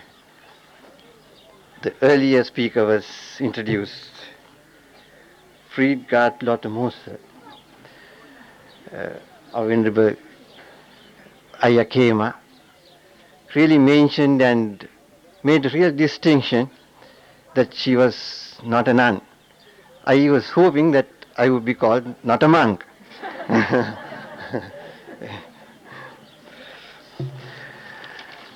Well, I think we have started on the wrong foot. For the simple reason that a small leaflet that was brought, I had more copies of this in Sri Lanka, but I just couldn't manage the weight of this. So I have to leave behind a bundle and come with just a few copies. And if it didn't go round, I am very, very, very sorry. Now, even if you got it, I think it needs a lot of corrections. For instance, in the first line, it is indeed a great privilege we have started with a double L where only a single L is necessary. Then about our organizers, we are deeply grateful to, Venerable Bhikkhuni Karma Lokshe Tsomo. It's dialectics. This HE don't come in, it's dialectics. It has to be corrected. Then I'm also sorry, I have to apologize to Dr. Kabil Singh, because the person who typed the letter for me has spelled it quite differently. I don't know whether she has changed the name in the meanwhile. Anyway, it is Kabil Singh. Anyway, I don't think you would mind it very much, because my own name is spelled wrongly.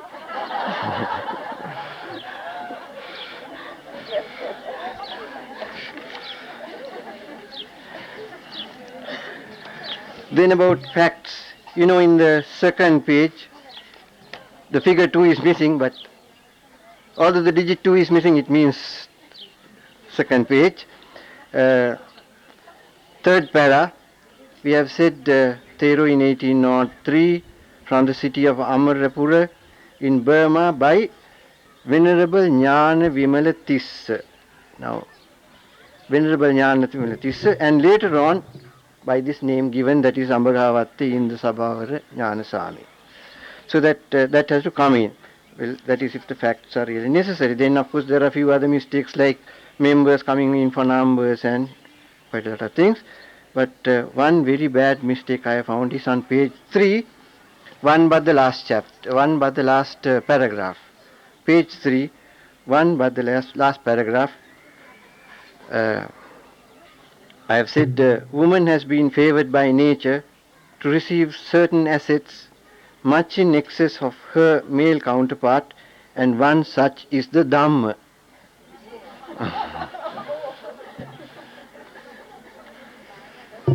Dhamma and Saddha. Well, where Saddha should have come, it's Buddha that has come, and I don't think it makes very much meaning. So if it is corrected to Saddha, I think it will give meaning. Now, to get on to my subject,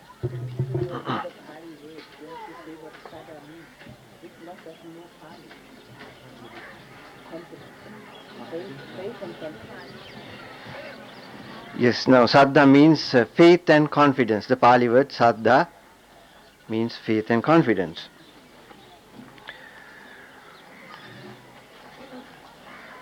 Now to get to the subject,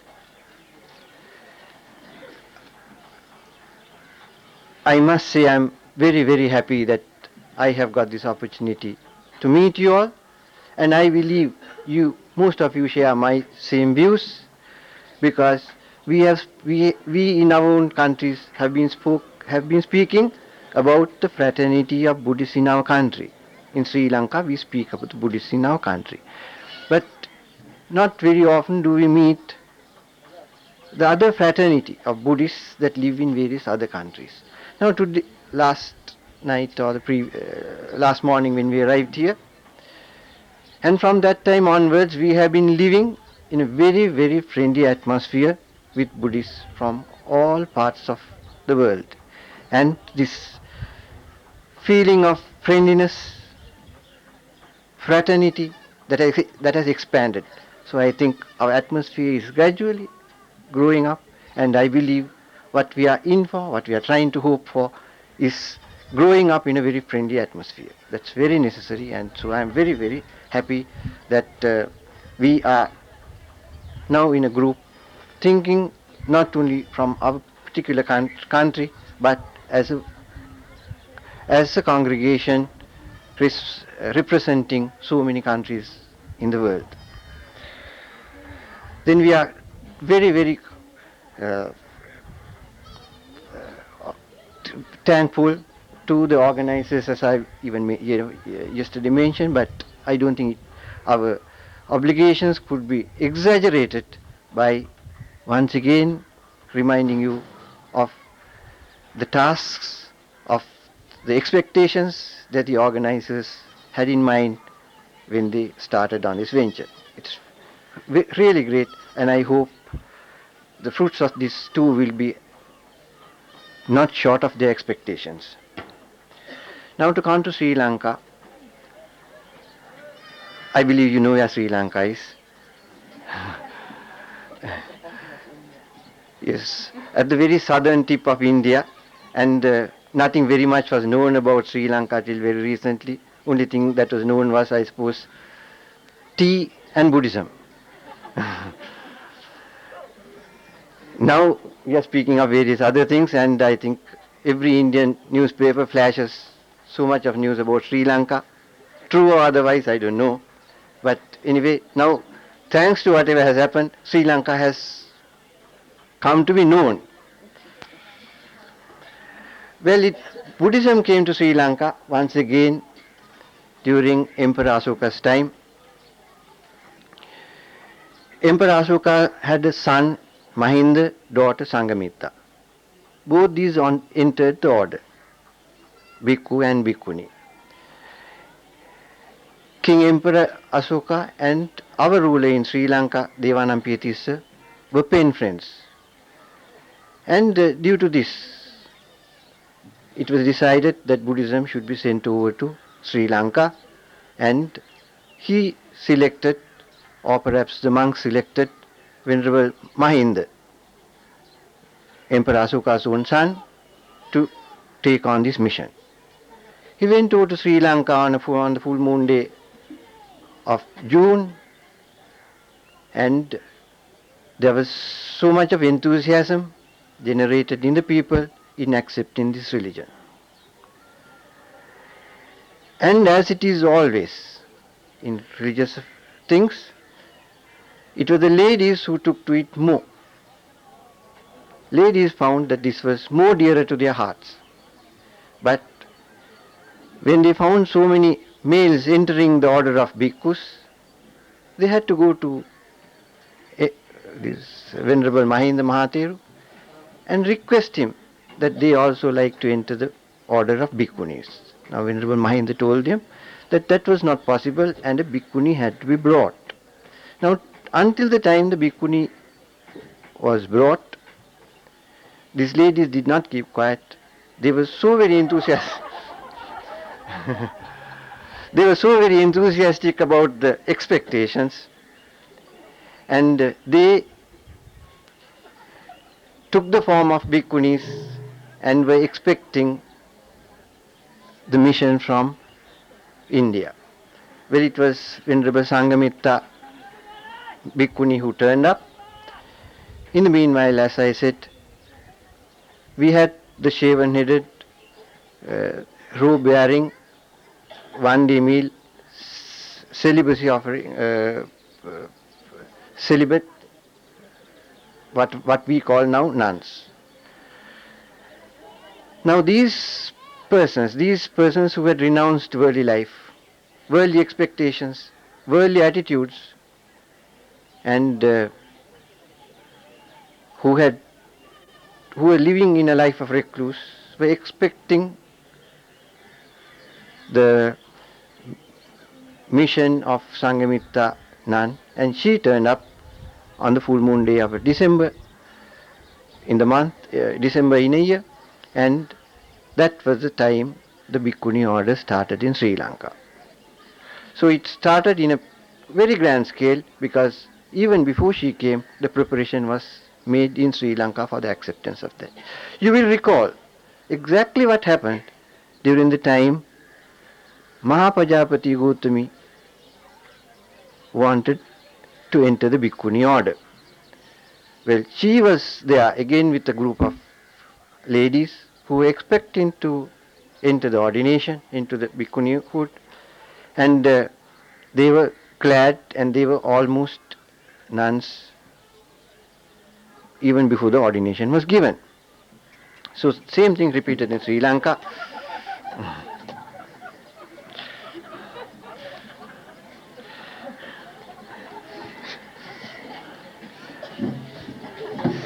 Well, I find the chairperson has more responsibility than just to manage the affairs of this meeting.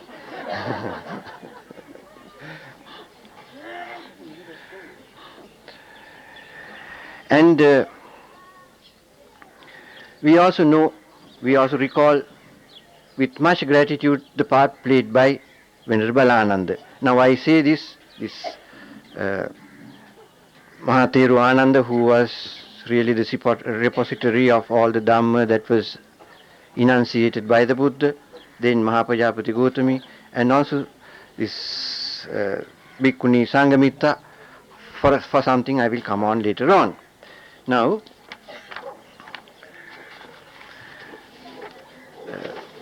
our friendship between these Buddhist countries has gone on for a number of years, number of centuries, and we had times in Sri Lanka where our order was extinct.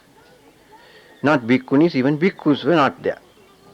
Now, during the time we had the bhikkhus and the bhikkhuni order, we know or we believe that teams of monks have been sent to other countries, especially Burma and Thailand, when the order was extinct in those countries. So there was an exchange of this higher ordination. When it was not available in Thailand, when it was not available in Burma, groups have gone from Sri Lanka. And we also know of the mission headed by Bhikkhuni Devasara to China, who took the higher ordination from Sri Lanka to China. Now, around the 13th century, both these orders of bhikkhus as well as bhikkhunis were non-existent in Sri Lanka. And the kings here sent missions to the countries, Burma and Thailand, to find out whether this was possible for re-import. It was brought, but what was brought was only the ordination for monks and not for nuns. So very probably it was not available in those two countries either.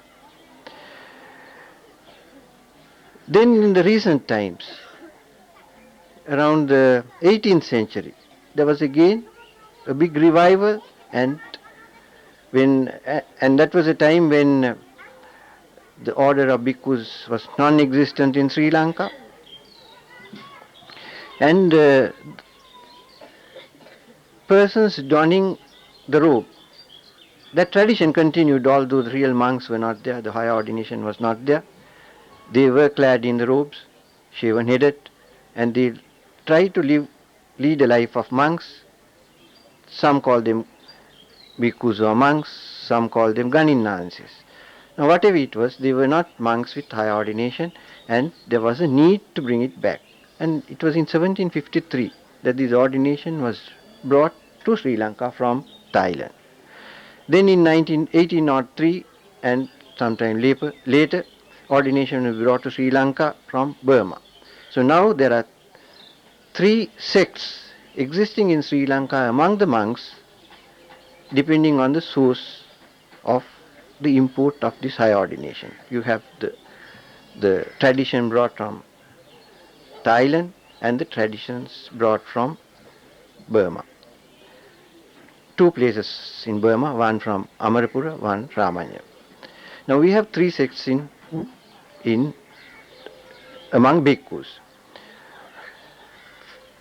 Even so, we didn't get this type called the nuns, and nuns are again a recent thing in Sri Lanka. Once again, as you said, the first time I think we saw a nun in Sri Lanka was in 1905, when Sudhammachari, a Ceylonese person who went over to Burma and who got this, I don't know whether to call it ordination, but who got into the tradition of nuns and then brought it back to Sri Lanka. For about the first 50 years, there wasn't much growth of this population of nuns in Sri Lanka, for a number of reasons. Now I think most of those reasons enumerated by my friends earlier are even common to us. One thing is, we were under foreign dominion, and they were not very interested in our carrying on with our culture. They thought that there was something wrong with us to be Buddhists. They thought we were heathens. They thought we were uncultured. They thought we were barbarians. But of course they used barbarian methods to make us Christians. I don't think we would any time have used those methods to convert anyone to Buddhism. It is never seen anywhere in history. So they try to make us good men, and by that what happened was that the power we had among our people, our nation, was lost, and we got the people who had taken the culture of the Westerners, our rulers, and the other people, the lower classes. The high echelons, they always try to take after our rulers. They were the people who embraced the foreign religion first. The lower ranks remained with what their parents and grandparents gave them. So there was a bit of a class distinction, and there was a time even to be called a Buddhist was rather looked down upon. Now this revival had to start from such a situation. So you'll see, although we say now Buddhism is the accepted religion in Sri Lanka, not that the others are not accepted, they also get a place. There's complete freedom for anyone to adhere to his or her own religion, but the state is expected to give a special place to Buddhism. Now that revival came with a lot of obstacles. Now that was one thing. Then the other thing is the Dhamma was taught to lay people in temples. Now the British rulers found that certain instructions sent down to people were not accepted straight away by the people. They earlier thought as masters they had only to send down orders which would be carried out straight away by the subjects, but it didn't happen. What happened was, when people got to know, they got these instructions, they straight away went to the temple and they asked the monks for advice. Now this is what we are asked to do. Are we going to do it or are we not going to do it? And the monks were the ultimate deciders as to whether it should have been, whether we should obey that or not. So the rulers found that if they wanted to have their administration running smoothly, they had to divide us, especially the lay people and the monks. Now this they did in various means, but now if I go to do that, I think I'm making it unnecessarily long. But anyway, the long and the short of it is that there was this division brought about, one thing about the high echelons, lower areas, then the Christians and the non-Christians, and the lay persons and the persons who were in the monastic life, and these divisions were created and our unity began to crumble. Now when you think of this order of nuns, now once again order of nuns to us means not only the bhikkhunis, because we don't find any bhikkhunis in Sri Lanka. We have only the ones after what we got from Burma, that is the 10 precept holders, the Dasa Sealers. Sila Matas we call them. Sila Matas means the persons who have renounced the lay life, who are almost bhikkhunis, but for this small difference that they are only 10, that they observe only the 10 precepts. Now I told you that during about the first 50 years from 1905, the population of Dasasil Matas or these nuns did not grow. It was due to a number of reasons. One was that there was this class distinction brought about by our rulers. Then number two, that the lay people, especially the ladies, were not exposed to the knowledge of Dhamma. The Dhamma had to be studied in the temples, and it was only at the feet of monks that this could be obtained.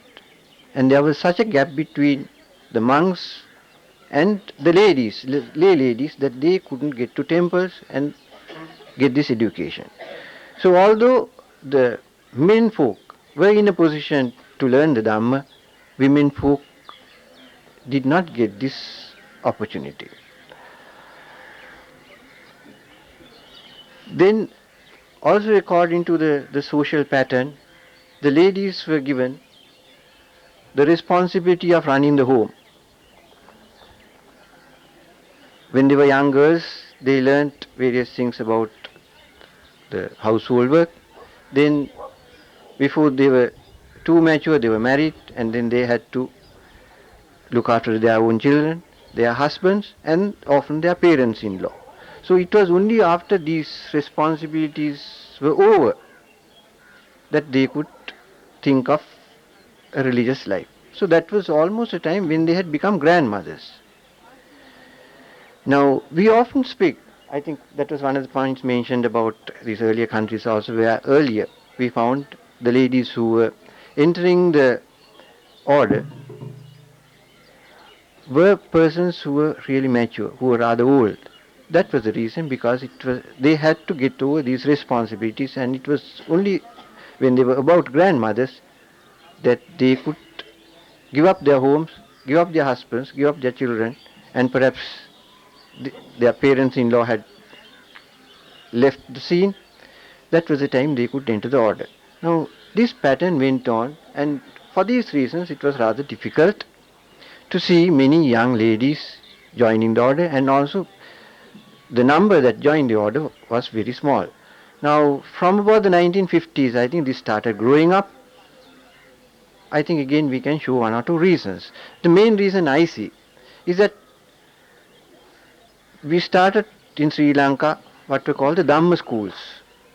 The Dhamma schools to be run on Sundays, completely on a voluntary basis, and taken on by monks to teach the Dhamma to the lay children.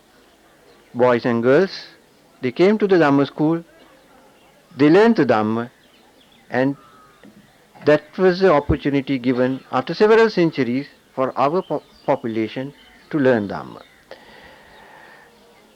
Now, it was with this gaining of knowledge of the Dhamma that this Saddha could have a chance, and like in many religious functions, celebrations, ceremonies, where the ladies outnumber the men, this was one chance, one opportunity given to these ladies to take to renunciation inspired by Saddha.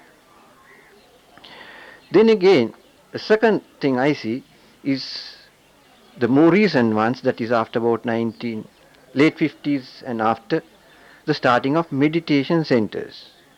Now these meditation centers attracted quite a lot of ladies, and the experience given to those ladies at the meditation centers was not something they could get at any educational center, not from any book. So this experience that they received, say, within 2 or 3 weeks in a meditation center, aroused their saddha, and their idea of renunciation was kindled, that more and more started taking to this life of nuns. And today, if we make a study of nuns and monks, I think a large population of our nuns are persons who have had training in meditation. That percentage really outnumbers the percentage of meditators among the monks.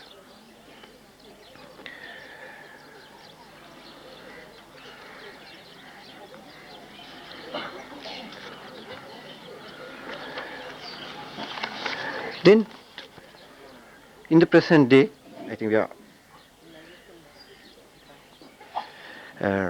well, if I have to close up early, I think that's not a bad place where to stop, because I think in a subsequent discussion I can come to the other things, and I have bored you sufficiently. Now if I go on in this tone, I think you may lose your appetite for the lunch also. So for that reason I'll stop here and just come to one or two small points. Now, about this revival of the order of nuns in Sri Lanka, they are undergoing a lot of difficulties. Their acceptance is very low in society, or it was low, and it is only gradually gaining grounds. And I saw, apart from these reasons that I enunciated, that ladies, young ladies, who have taken on the robes, who have taken on to this new life, they have not been looked after properly in this sense. Now if we think of the monks, a boy joining the order as a monk, and if he wants to study further, if he wants to do his religious practice further, he has full freedom to do that.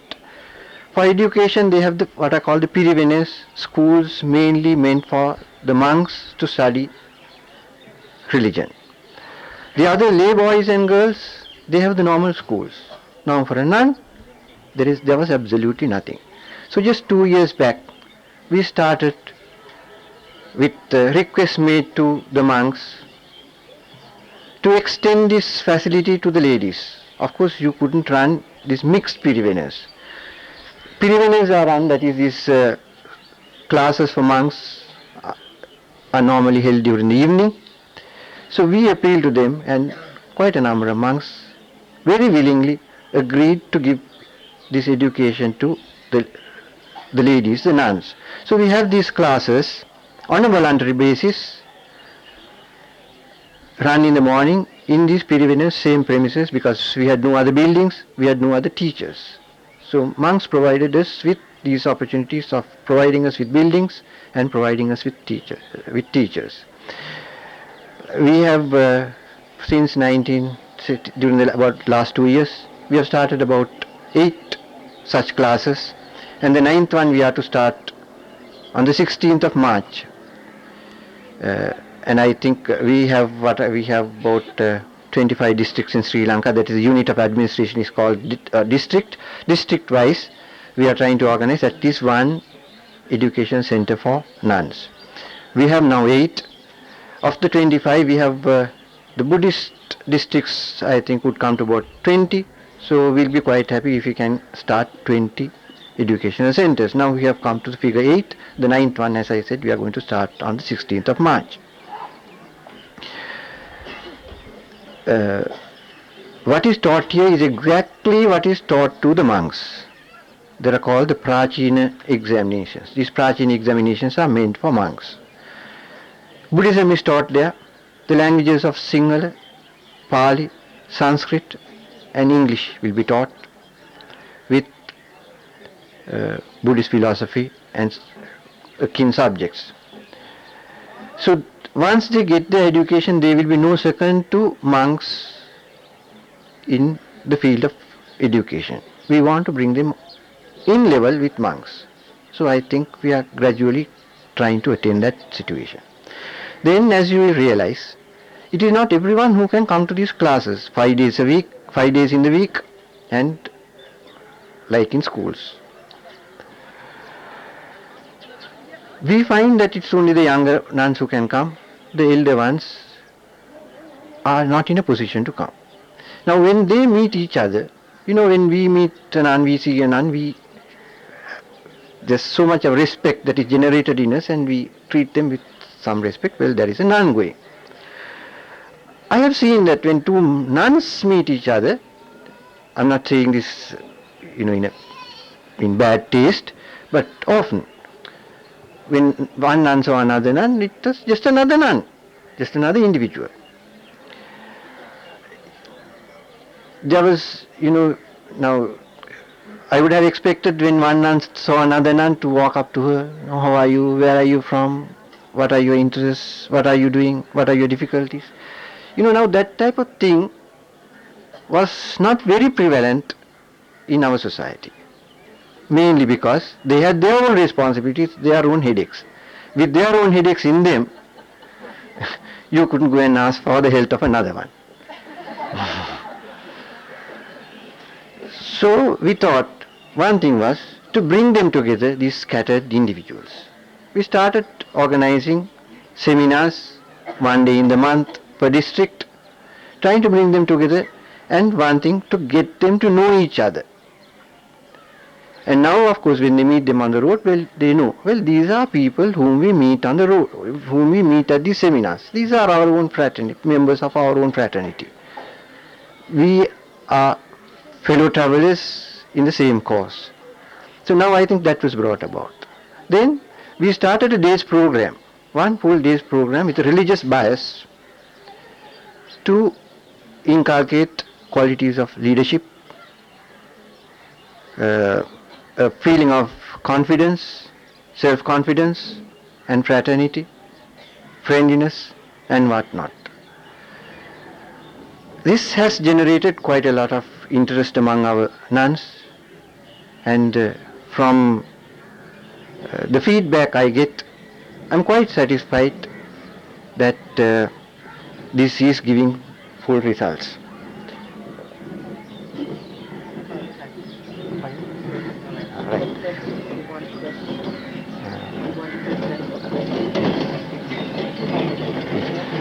Then I think I will stop there. I have mentioned the two things. If I get the opportunity, I can bore you further. That is on a later date. Now, just now, apart from these two places of meetings, we also organized a congregation of all the nuns in Sri Lanka in Anuradhapura. We have about 1,000 nuns, and I think we got about 900 odd. It's over 900 nuns who attended this. Now, people would ask, what is the point in this is coming together? I think I don't need to answer that question in a place like this, because we have come from various countries, from with various traditions, and our staying here together for a few hours generates so much of fraternity among ourselves that we are people who have taken part in one common program of work. Now that was one thing I wanted to instill in these nuns, and that had the desired effects. I have been written to by several nuns and several laymen, make this an annual feature. Collect all these nuns in Anuradhapura every year. I don't know whether I can do that or not. In fact, I am hoping that one day I will be able to bring 100 nuns here to India on a pilgrimage. That will strengthen their bonds very much more. I don't know whether I will have the power to do that. If I have that, I will be only too thankful that I have done something for the nuns. Then, on this congregation in Anuradhapura, you know, in our own country, it was very, very rarely that people had seen more than 5 or 6 nuns in one place. Like in Thailand or Burma or Taiwan. You know, the colors, because the 6th color is a combination of the 5 colors. Then we get a lotus. This flower is a lotus. It's really a flower, 8-petal flower, lotus. And in Sri Lanka, lotus flower is the best flower for offering to the Buddha. You know, we call this offering of flowers, and we feel it very, very lucky that if we can collect enough lotus flowers to offer the Buddha. So that is the one we hold in the highest esteem. Now that speaks for purity, and it also speaks for our veneration. Then you get this, the bow leaf. This is the bow leaf. Now this bow leaf symbolizes the bringing of the Bhikkhuni order to Sri Lanka by Mahateri Sanghamitra. Then this one in the center is a book. It's an Ola leaf book. I don't know whether you have come across it in these leaves, palm leaves collected and bound into olive called the Ola leaf, and it was traditional to have the Dhamma written in these Ola scripts and bound into a book. This is the Dhamma book. Now that Dhamma book in one way symbolizes the part played by Ananda Thera, who was the repository of the Dhamma. You know, in the giving of the founding of the Bhikkhuni order, in the founding of the Bhikkhuni order, we meanings attached to this various things, this flag, and this flag was designed to unite all our nuns, and I think it had that effect. And various things, I don't have much time, and then you might have to go empty stomach if I carry on. Anyway, thank you very much for giving me this opportunity.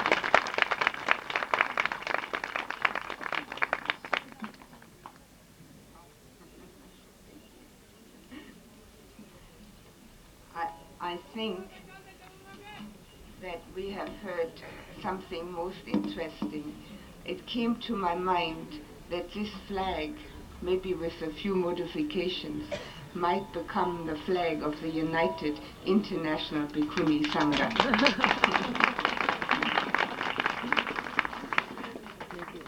I'd like to ask you, if you have any questions, you can direct them to me, and then I'll pass it on to the appropriate person. Just say whatever it is, and yes, please. Are there any rules and regulations for the Dasa Silmata, Guru Maharaj, or Meiji, however they are called? Are there any rules or regulations for Dasa Silamata or for Mechis? We haven't had any representation from Thailand where they're called Mechis, so we'll have to stick with the Dasa Silmatas. I think Mr. Dhamma knows the answer to that. Yes. She's asking that question with she knows the answer because she asked that question yesterday. She got the same answer from a number of persons, and now she's asking me again. Yes. If you like, you can give it out. I would like to say that question is already answered, so any other questions, please.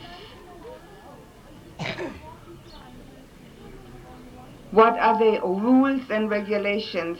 That word Dasa Silmata means 10 precepts. And there are no rules, no regulations for Dasa Silmata, not for the Guru Maharaj, and not for the... I don't think this is the way we are conducting this meeting.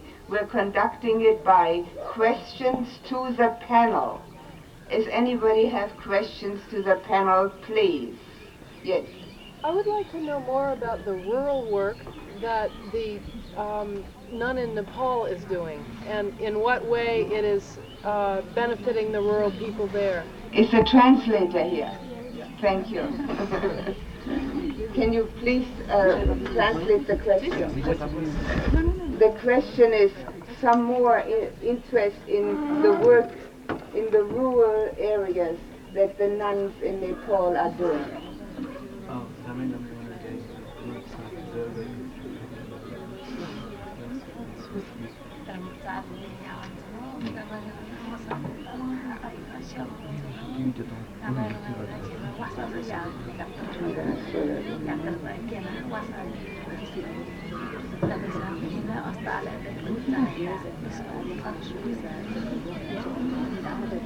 Okay, in the rural areas, as we announced, the main concern is preaching Dhamma.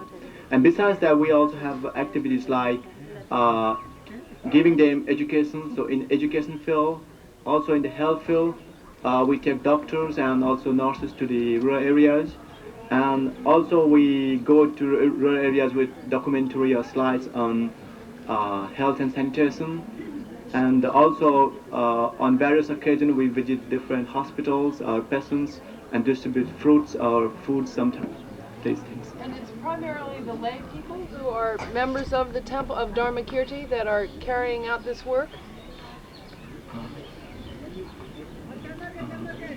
Deputy James will be appointed as the district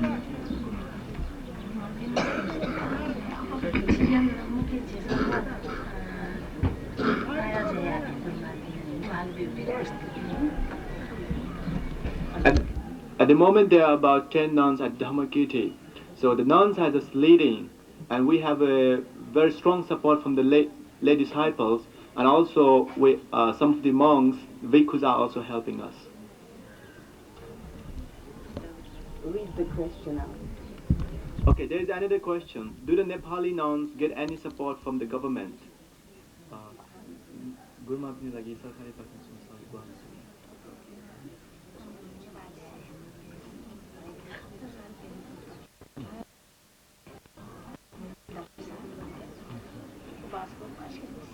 Almost all the support comes from the lay disciples itself. So officially, we don't get any support. As you may know that officially it is Hindu kingdom, at least constitutionally. So officially no such support. The question is, when I mentioned about the distinction between Japanese Sangha and Chinese Sangha, that the Japanese Sangha get married, and the question is, the person who asked the question said that he or she thinks that it's only true in some sects, and he or she is asking whether this is correct.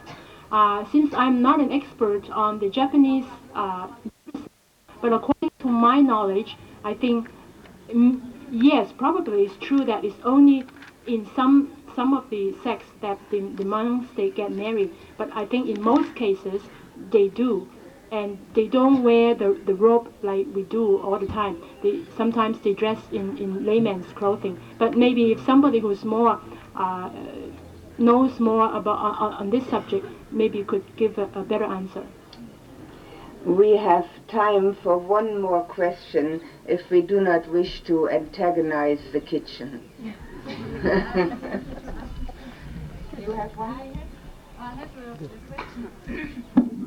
I have a question on Chinese Buddhism that occurred to me only while I was listening to this talk. I realized that when I wrote on Buddhist nuns in Burma, I covered only the Theravada. But that actually, the place where I stayed, Amarapura, which previously was the capital of Burma, under a number of kings. The Burmese kings had the habit of buying and building a new capital for each new king. So in the case of Amarapura, there were more than one king in the same capital in succession. And one of them made a law that all the Chinese traders who traded with Burma should bring along one brick to build a Chinese Buddhist monastery. And that is for nuns. And that is still existing and functioning. And it has a royal charter written on stone. That is very interesting, you see, because it may be a good setting up for making a link between the two traditions. And something may be available in Sri Lanka also, or in Thailand.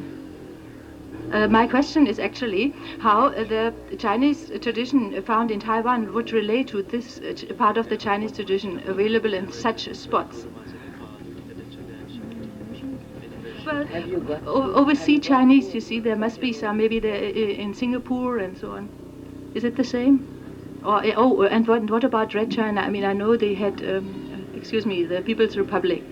They did have a purge. We know that, But now there's a lot of intercourse between the West and China, and a number of Western Buddhists have been in Red China, in Peking, for instance, no? And the papers say that there are Buddhists now there. I would like to tell us what you think is the actual facts. Let's say for those who have not been in China themselves. Sorry, I don't have the answer to this question. Maybe someone else could help. There is another answer to a former question. The Nepalese Venerable Dhammavati can answer the question on the rules and regulations of the nuns in Nepal. In Nepal, we call them Guruma, or the teacher. they have 10 precepts. But in the 10 precepts, like in the Dasa Sila for monks, we don't follow the rules not to handle money, but instead of that, we have a rule like to have metta or loving kindness for all the living beings. So 9 of the Dasa Sila are compulsory, and of the 311 Vinayas for Bhikkhunis, we are instructed to follow as much as we can. So we try our best to follow of the 311 Vinayas as much as we are able to do. Very good. I'll just add to that that the money aspect does not quite apply in that way in Sri Lanka, but the others are the same way in Sri Lanka. Try to follow as much as the Bhikkhuni Vinaya, which we study and learn, makes it possible for us to follow. I would like to now stop with this and say something very worldly again. It always seems to be my job. Anyone who hasn't registered yet, or who owes any money or anything like that, please, after lunch, the Champa will be in the dining room of the Mahabodhi Society, set up with her desk. Or if there's any question you have, whether you're in the right room or anything like that, please come and see her. Any registration, any money affair, anything that has to do with your accommodation or food, right after lunch, please see her in the dining room, in the Mahabodhi Society dining room. Correct? Yes, there's one thing more. Come, you see. Excuse me, there is also, as you know, from the schedule in the evening at 7 p.m. this confession.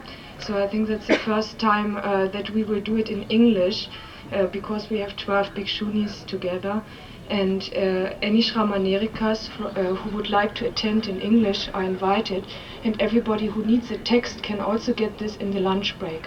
I give it, okay. Where is it happening? This is like taught in the Vinaya, closed inside here, and the Bhikshunis can also get a text in English. We will now break for lunch. I don't know.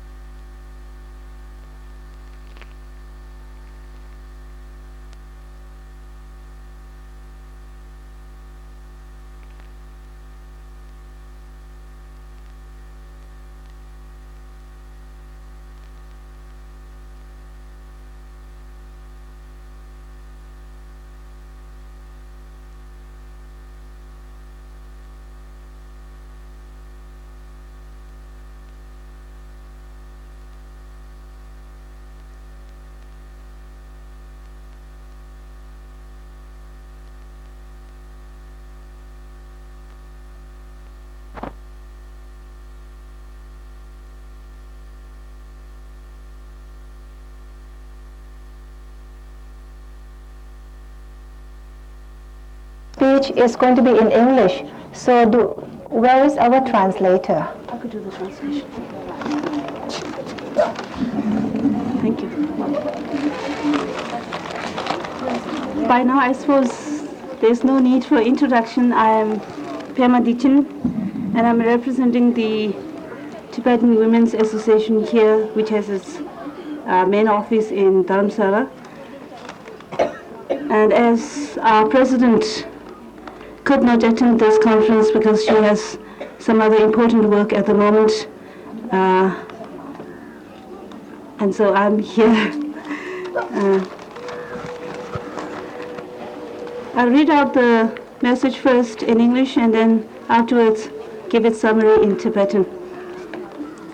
On behalf of the Tibetan Women's Association and indeed on behalf of all Tibetan women, I would like to thank the organizers for taking such a thoughtful and timely initiative in organizing this first gathering of Buddhist nuns from all over the world.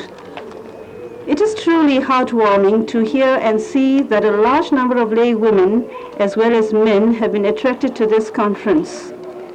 The congregation has been fortunate in having His Holiness the Dalai Lama inaugurate this conference.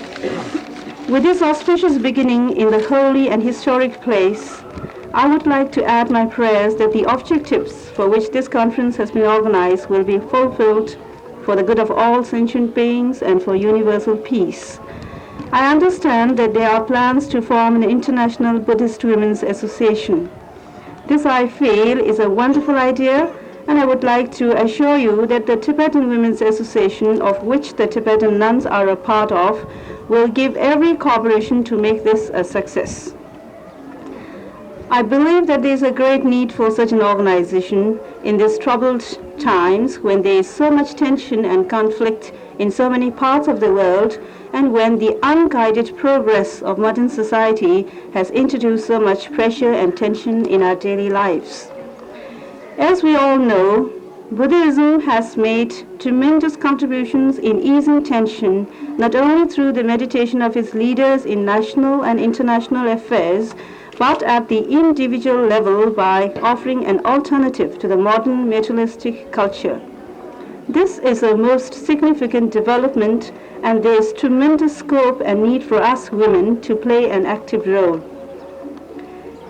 Many of you here may already know something about the Tibetan Women's Association.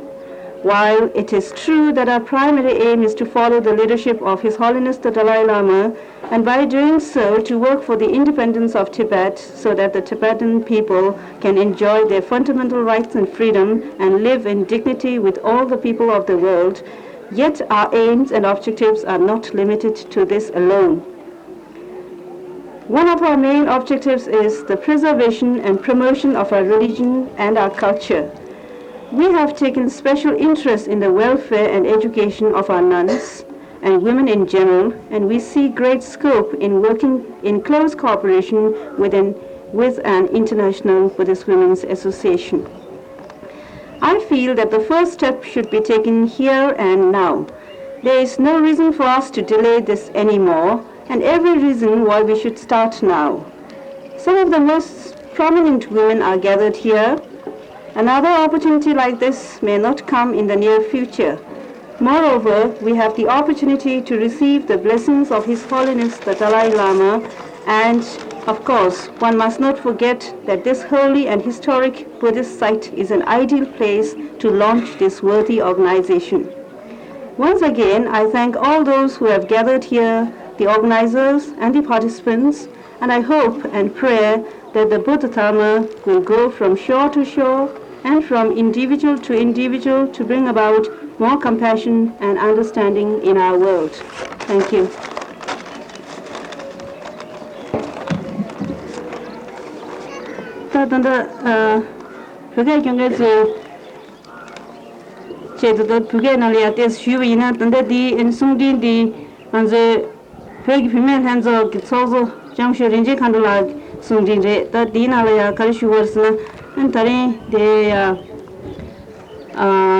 Somni keyo nangbe tsume hanzo ting tangbo toshe tsu ni yore ndi to man tsume yong kuza future ande samdi tashit le shuye andi shin hanzo dibe konsa ke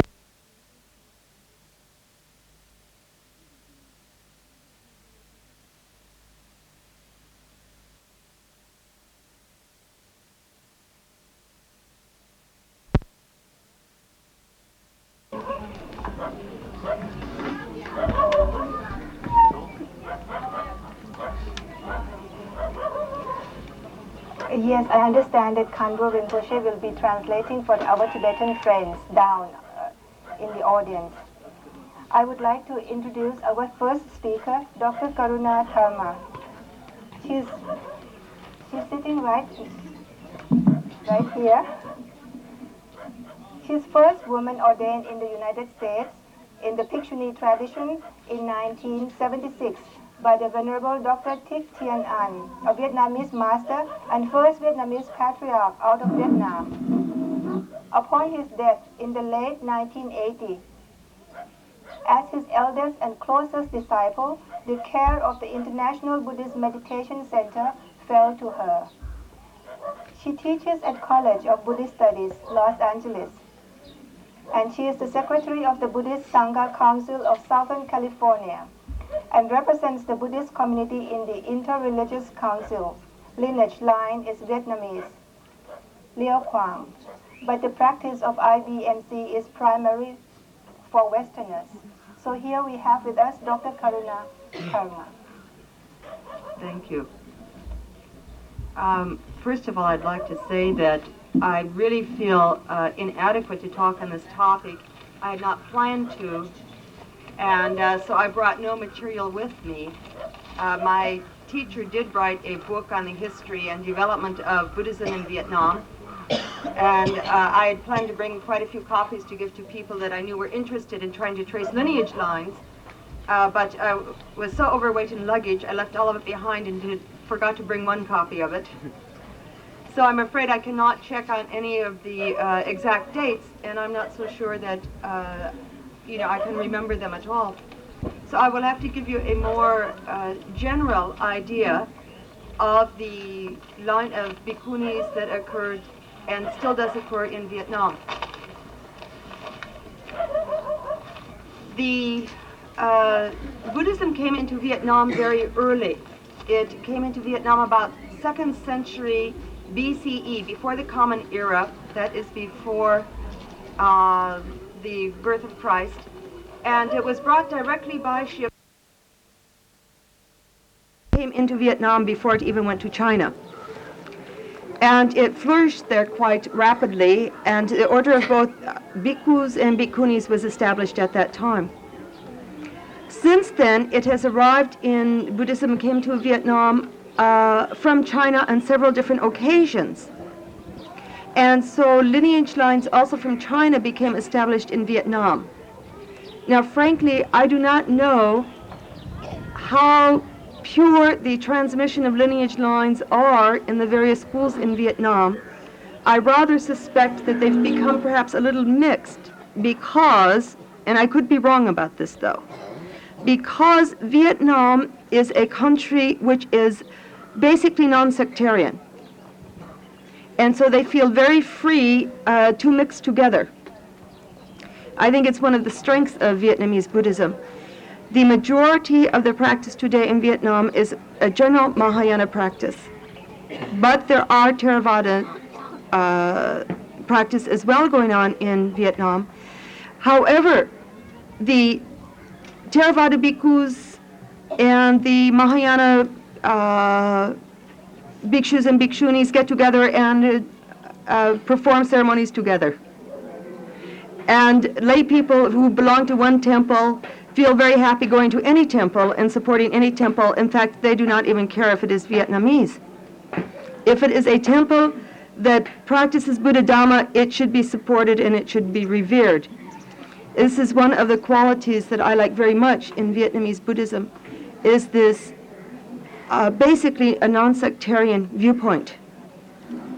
Anything which is Buddha Dhamma is worthy of respect and worthy of being supported. So I cannot really tell you at this time for sure what the various Vinaya lineages are in Vietnam. I'm sorry I don't, have that material. I would suspect that there are several. And I know that His Holiness is very interested to find out if the Sarvastivadin or the Mulasarvastivadin came into Vietnam. From my rather cursory knowledge, I would guess that the answer is probably yes. How active that tradition still is and whether it can now be separated out of the later Dhammaguptaka tradition, That I do not know, and that when I get back to the States, I will try to research for those of you who are interested in seeing if there is a Sarvastivadin tradition, number one, and two, are there enough bhikkhunis in that Sarvastivadin tradition in order to do an ordination? That is the second question. To look a little bit more at what is happening specifically today in Vietnam, I'll go back a little bit historically. As you know, Vietnam was under domination by European powers, particularly France, for some time period. It has been under Chinese domination also at different periods. And so the difficulty of the practicing Buddhist under France was very extensive.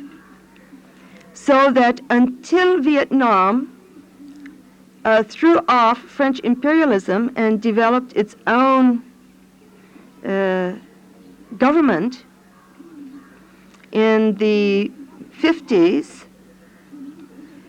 until that time, the possibility of education, higher education, for either men or women was very limited. Therefore, the monks who, like in many Asian countries, tend to become monks at a fairly young age, 12 or 13, sometimes, of course, younger, was carried on in the temples, and they developed very fine temple schools. But none of them were allowed, no Buddhist was allowed to leave the country for higher education. It was only in the late 1950s then that out of the desire to develop very good higher education, some of the bhikshus were then sent abroad to some of the well-known universities for study. Now, there already was developed a college system that could grant equivalents of about a bachelor's degree, but higher education, beyond that point of the basic, BA studies, was not available. At that time, two groups of bhikkhus, and they were all men, were sent out. Ones who seemed very outstanding in their academic ability as well as their knowledge and practice of Buddha Dhamma were sent. The first group was sent out to Japan, where they studied at the very best of the universities in Japan. And in fact, that is where my teacher went. And he received at that time the first doctor's degree granted in Japan in 20 years to anybody. Created a bit of a storm because he was a foreigner, but and his study happened to be Yogacara. At the same time, and the Queen Mother was the one who granted the scholarships to some of these monks and supported them and became their personal sponsor. At the same time, a group of monks was sent to India for their studies. So you see the governing body of the Sangha in Vietnam chose those two countries which they felt had the finest universities for Buddhist studies and sent bhikkhus there. When they returned back to Vietnam after doing their master's and their doctoral work, they established a Buddhist university in the city of Saigon by the name of Van Hun University, named after a very profound Vietnamese Zen master of the 11th century. And there then they began university courses, not just for in Buddhist studies or Oriental studies, but in any of the liberal arts studies for college students. And at the time of the fall of Vietnam, that had a population of 20,000 students at it. This university had been in effect for only about 15 years. Now, the lot then of education for both men and women was considerably improved at that time. And the nuns as well as the monks were able to receive very fine university education, and in fact were encouraged to do so. So that both lay people and monks and nuns as well were able then to receive very fine university degrees, either at the Buddhist university or at the University of Saigon or the University of Hue or other public universities. As far as the educational advantages went between men and women today, I would say that they are equal. Not that in practice necessarily it is, but the opportunity is there certainly for men and women equally to receive higher education. The great difficulty, of course, with the nuns is that they're not doing so.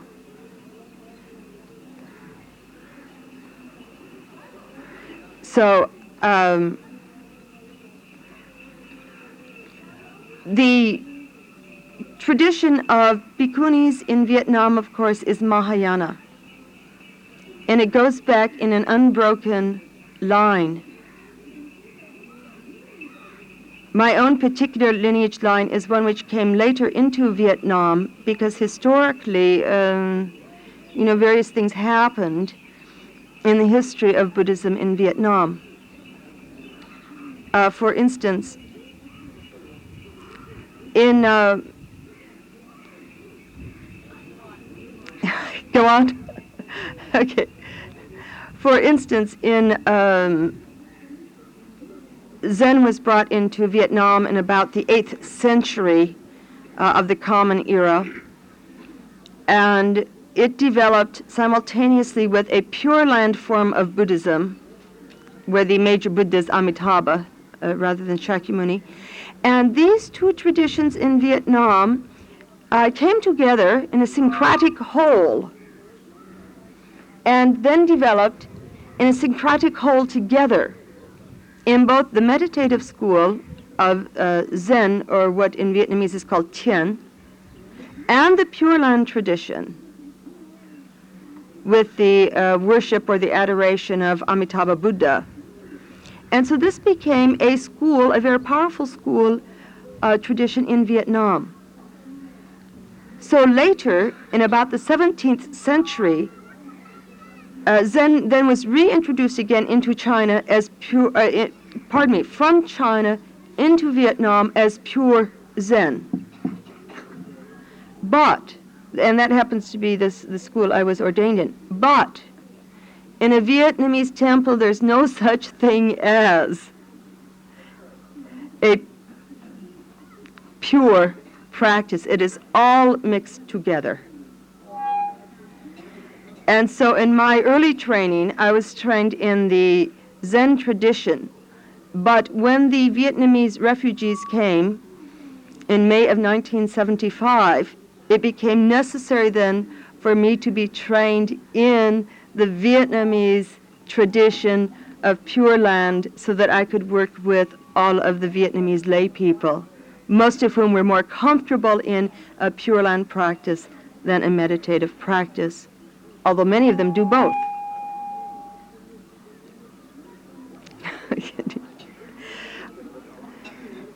For the state of nuns, specifically in Vietnam, of course, since the fall of Vietnam, the present socialist government has slowly but very effectively embarked upon the disintegration of the Buddhist hierarchy in Vietnam. Vietnam is filled with very pious people. They are like the Tibetan people. You cannot separate Buddhism from their life. It's all integrated into it. So one of the things which they did, of course, immediately was to take the monks and nuns and try to put as many of them as possible out into lay life. Sometimes by force, but very often by removing economic support from them and removing the possibility of the laity supporting them so that they were forced to leave. Particularly the young ones were forced out. They inducted quite a few of the young monks into military service, and they encouraged the young nuns to return back to their homes and to their family villages and things like that. Before the fall of Vietnam, there were, I'm sorry, I do not know the number, but there was a very large number of monks and nuns, and the percentage of nuns were higher than monks due to very similar circumstances that were discussed this morning. One of them being the fact that all young men being impressed into the military. But there are many more nuns than monks. At this time, the active monks and nuns, the active Sangha in Vietnam is primarily the older ones that the government cannot force into other lifestyles. But in Vietnam, nationalism was tied up with Buddhism. Of course, it was a natural outgrowth of the fact that the imperialists were non-Buddhist, you see, so Buddhism, you see, became tied up into the whole feeling of the people and their national pride. And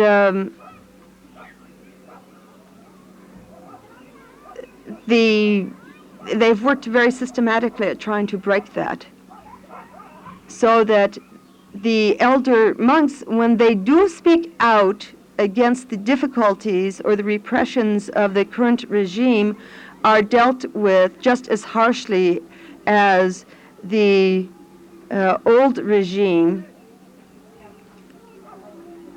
dealt with them. You see, the problem was that either bhikkhus or bhikkhunis who spoke out while the Americans were involved in Vietnam were denounced as being communists, and the very same bhikkhus and bhikkhunis today are being denounced as CIA informants or CIA operatives. You see, so they then use this as an excuse to keep the lay people from being able to approach these bhikkhus or bhikkhunis, and thereby they live very, very difficult lives. They are actually under a form of house arrest, or they are sent way out into villages of their forefathers where they've never lived, you see, on the pretext that they're sending them back to their home, and put into a type of lifestyle where they cannot really survive.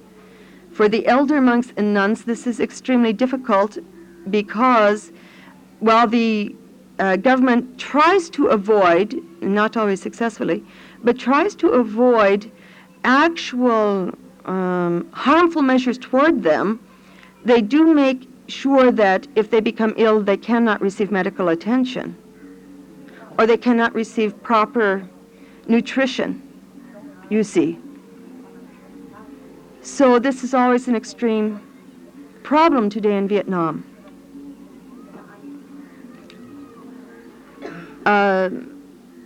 Buddhism has not been done away with in Vietnam, and even though a lot of the temples and pagodas have been moved, to become like taken over by the government, saying they're going to be medical centers, and then of course later they become something else. Still there are a few temples open, and still the work is very, very active. For the Vietnamese who went abroad, because in Vietnam about 80% of the population of Vietnam is Buddhist. The refugees coming to this country, the number of Catholic refugees was higher, percentage-wise, just because of the political situation. But of course there were large numbers of Buddhist Vietnamese that came.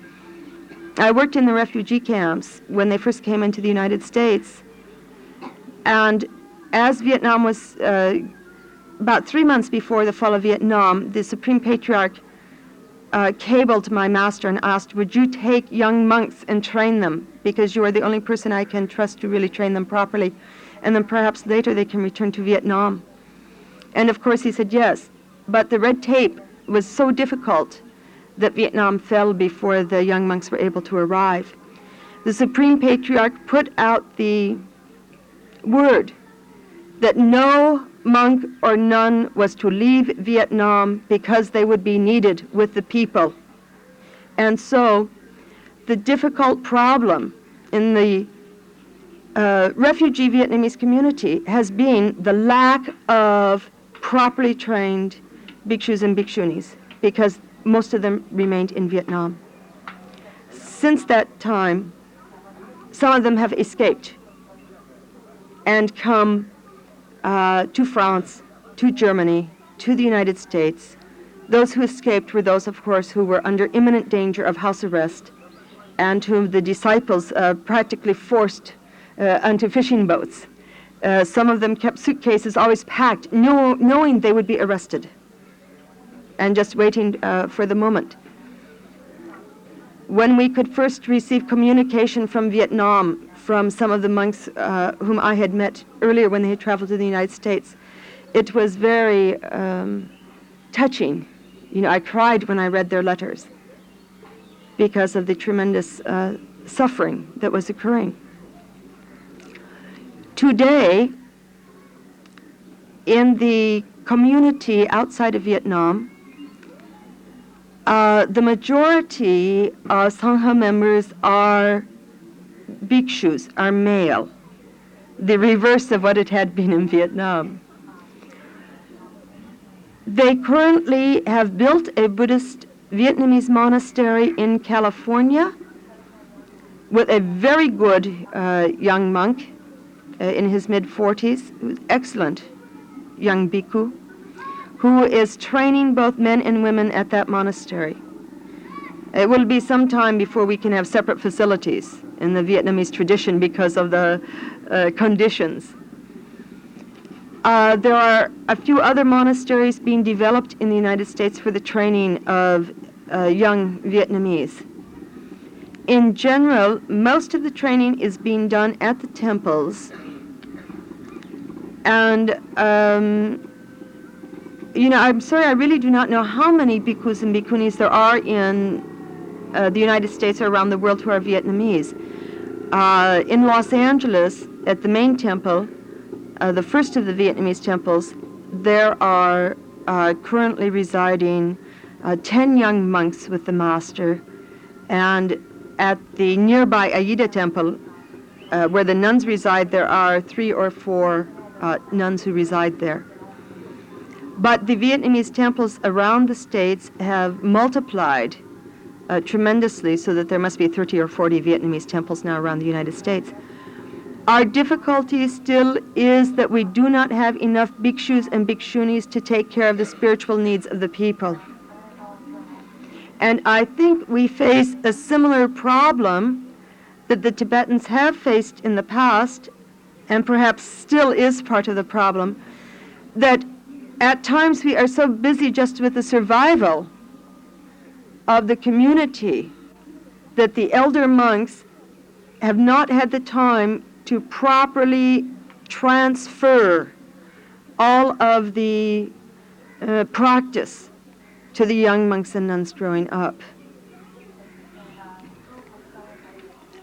The bhikkhus and bhikkhunis alike are encouraged to receive good educations, at least a bachelor's degree, in addition to all of their Buddhist education. And at the temples, this Buddhist education goes on all the time. They receive, they have about 2 or 3 classes in aspects of Buddha Dharma all the time, which they are taking, all year long. 2 or 3 classes which go on all year long. And I speak rather openly and forwardly to the abbots about this. And they're always, and I understand the problems. They're extraordinary problems dealing with an elder class who will always be Vietnamese, and the young children who are not truly Vietnamese. It's extremely difficult. I'm glad at my temple I do not have that problem. I deal primarily with Westerners. And so I don't have that problem, to have to deal with. I've noticed that what the major impediment I feel for the Vietnamese bhikshuni is the fact that they tend to be very retiring, and Vietnamese Buddhism is very paternalistic. It comes from the old Chinese sort of style. The Chinese nuns know exactly what I'm speaking of. There's a lot of Confucianism involved in Buddhism, not in any of the doctrine, but in the structure. You have father here, sometimes inviolable, you see, and you have all this hierarchy here, and of course in Confucian society, where woman always is. So, the second thing I speak to the abbots about is you have to get rid of Confucianism and keep only Buddhism. And this I see as being the second major problem, is that the Vietnamese nuns are still a little bit too shy, too retiring, a little too afraid to put themselves forward. So the interesting thing is that when one of the abbots wants to try to change things, he comes to me and he says, would you please come over to the temple? And then I become the one who has to speak, and he says to the people, oh, you see these Americans, you have to, make some alterations, some changes to fit American society. And it's easier for me to work on it than it is for him as a Vietnamese. So it's a very interesting sort of meeting of cultures and changes which are occurring here. I hope as the bhikkhunis become more and more educated, because they're being encouraged to, and as the Vietnamese are longer in the Western culture, there are starting to be changes here a bit in this structure.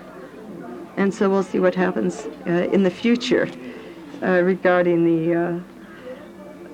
the power the power situation that occurs. Thank you. Okay. Thank you, Dr. Karuna. We will have question at the end period. So those who have questions, just write it down, and then we'll take care of it. Just a minute. We have to arrange some seating over here because some of the Tibetan people can't hear because the English people are sitting there to speak. Oh, yes. Those English-speaking people, would you like to move on to this side so that the Tibetan people can listen to the Tibetan? She is Shamanerika Tenzin Dusang. Would you like to move up here? Tenzin Dusang was born in Lhasa, Tibet. And then she moved to Kathmandu, Nepal when she was only 2 years old. She attended Tibetan school in Dehradun and in Kalimpong. She was interested to become a nun when she was very young, at the age of 15. And then when she became 18, she received her first ordination from His Holiness the Dalai Lama in 1982. And right now she's staying at Ganden Choling Nunnery. This is in Dharamsala. For the past 5 years, she has divided her time between Dharamsala and Sarnath, where she studied Dharma with several teachers at the Institute of Higher Tibetan Studies, and also English. So she's one of the new power for the Tibetan. Yes, thank you. Yes, today I like to speak about the importance of education for nuns, which is based on my experience in Ganden Choling Nunnery. The teaching of the Buddha is a method for getting benefit in future life and happiness in this life. It is based on non-harm, compassion with equanimity, and love. The path which is shown by Buddha is for people of all races, nationalities, and sexes without discrimination. The Buddha taught the Dharma for only one reason: for all those who want happiness and don't want suffering to be able to attain happiness and be separated from suffering. Because of this, the Buddhist teaching is for such great purpose and for so many kinds of people. By that reason, it's very deep and extensive. We must do intelligent investigation over a long period of time and apply a lot of diligence to understand the Buddha's teaching in detail and to put it into practice. Without this careful study and effort,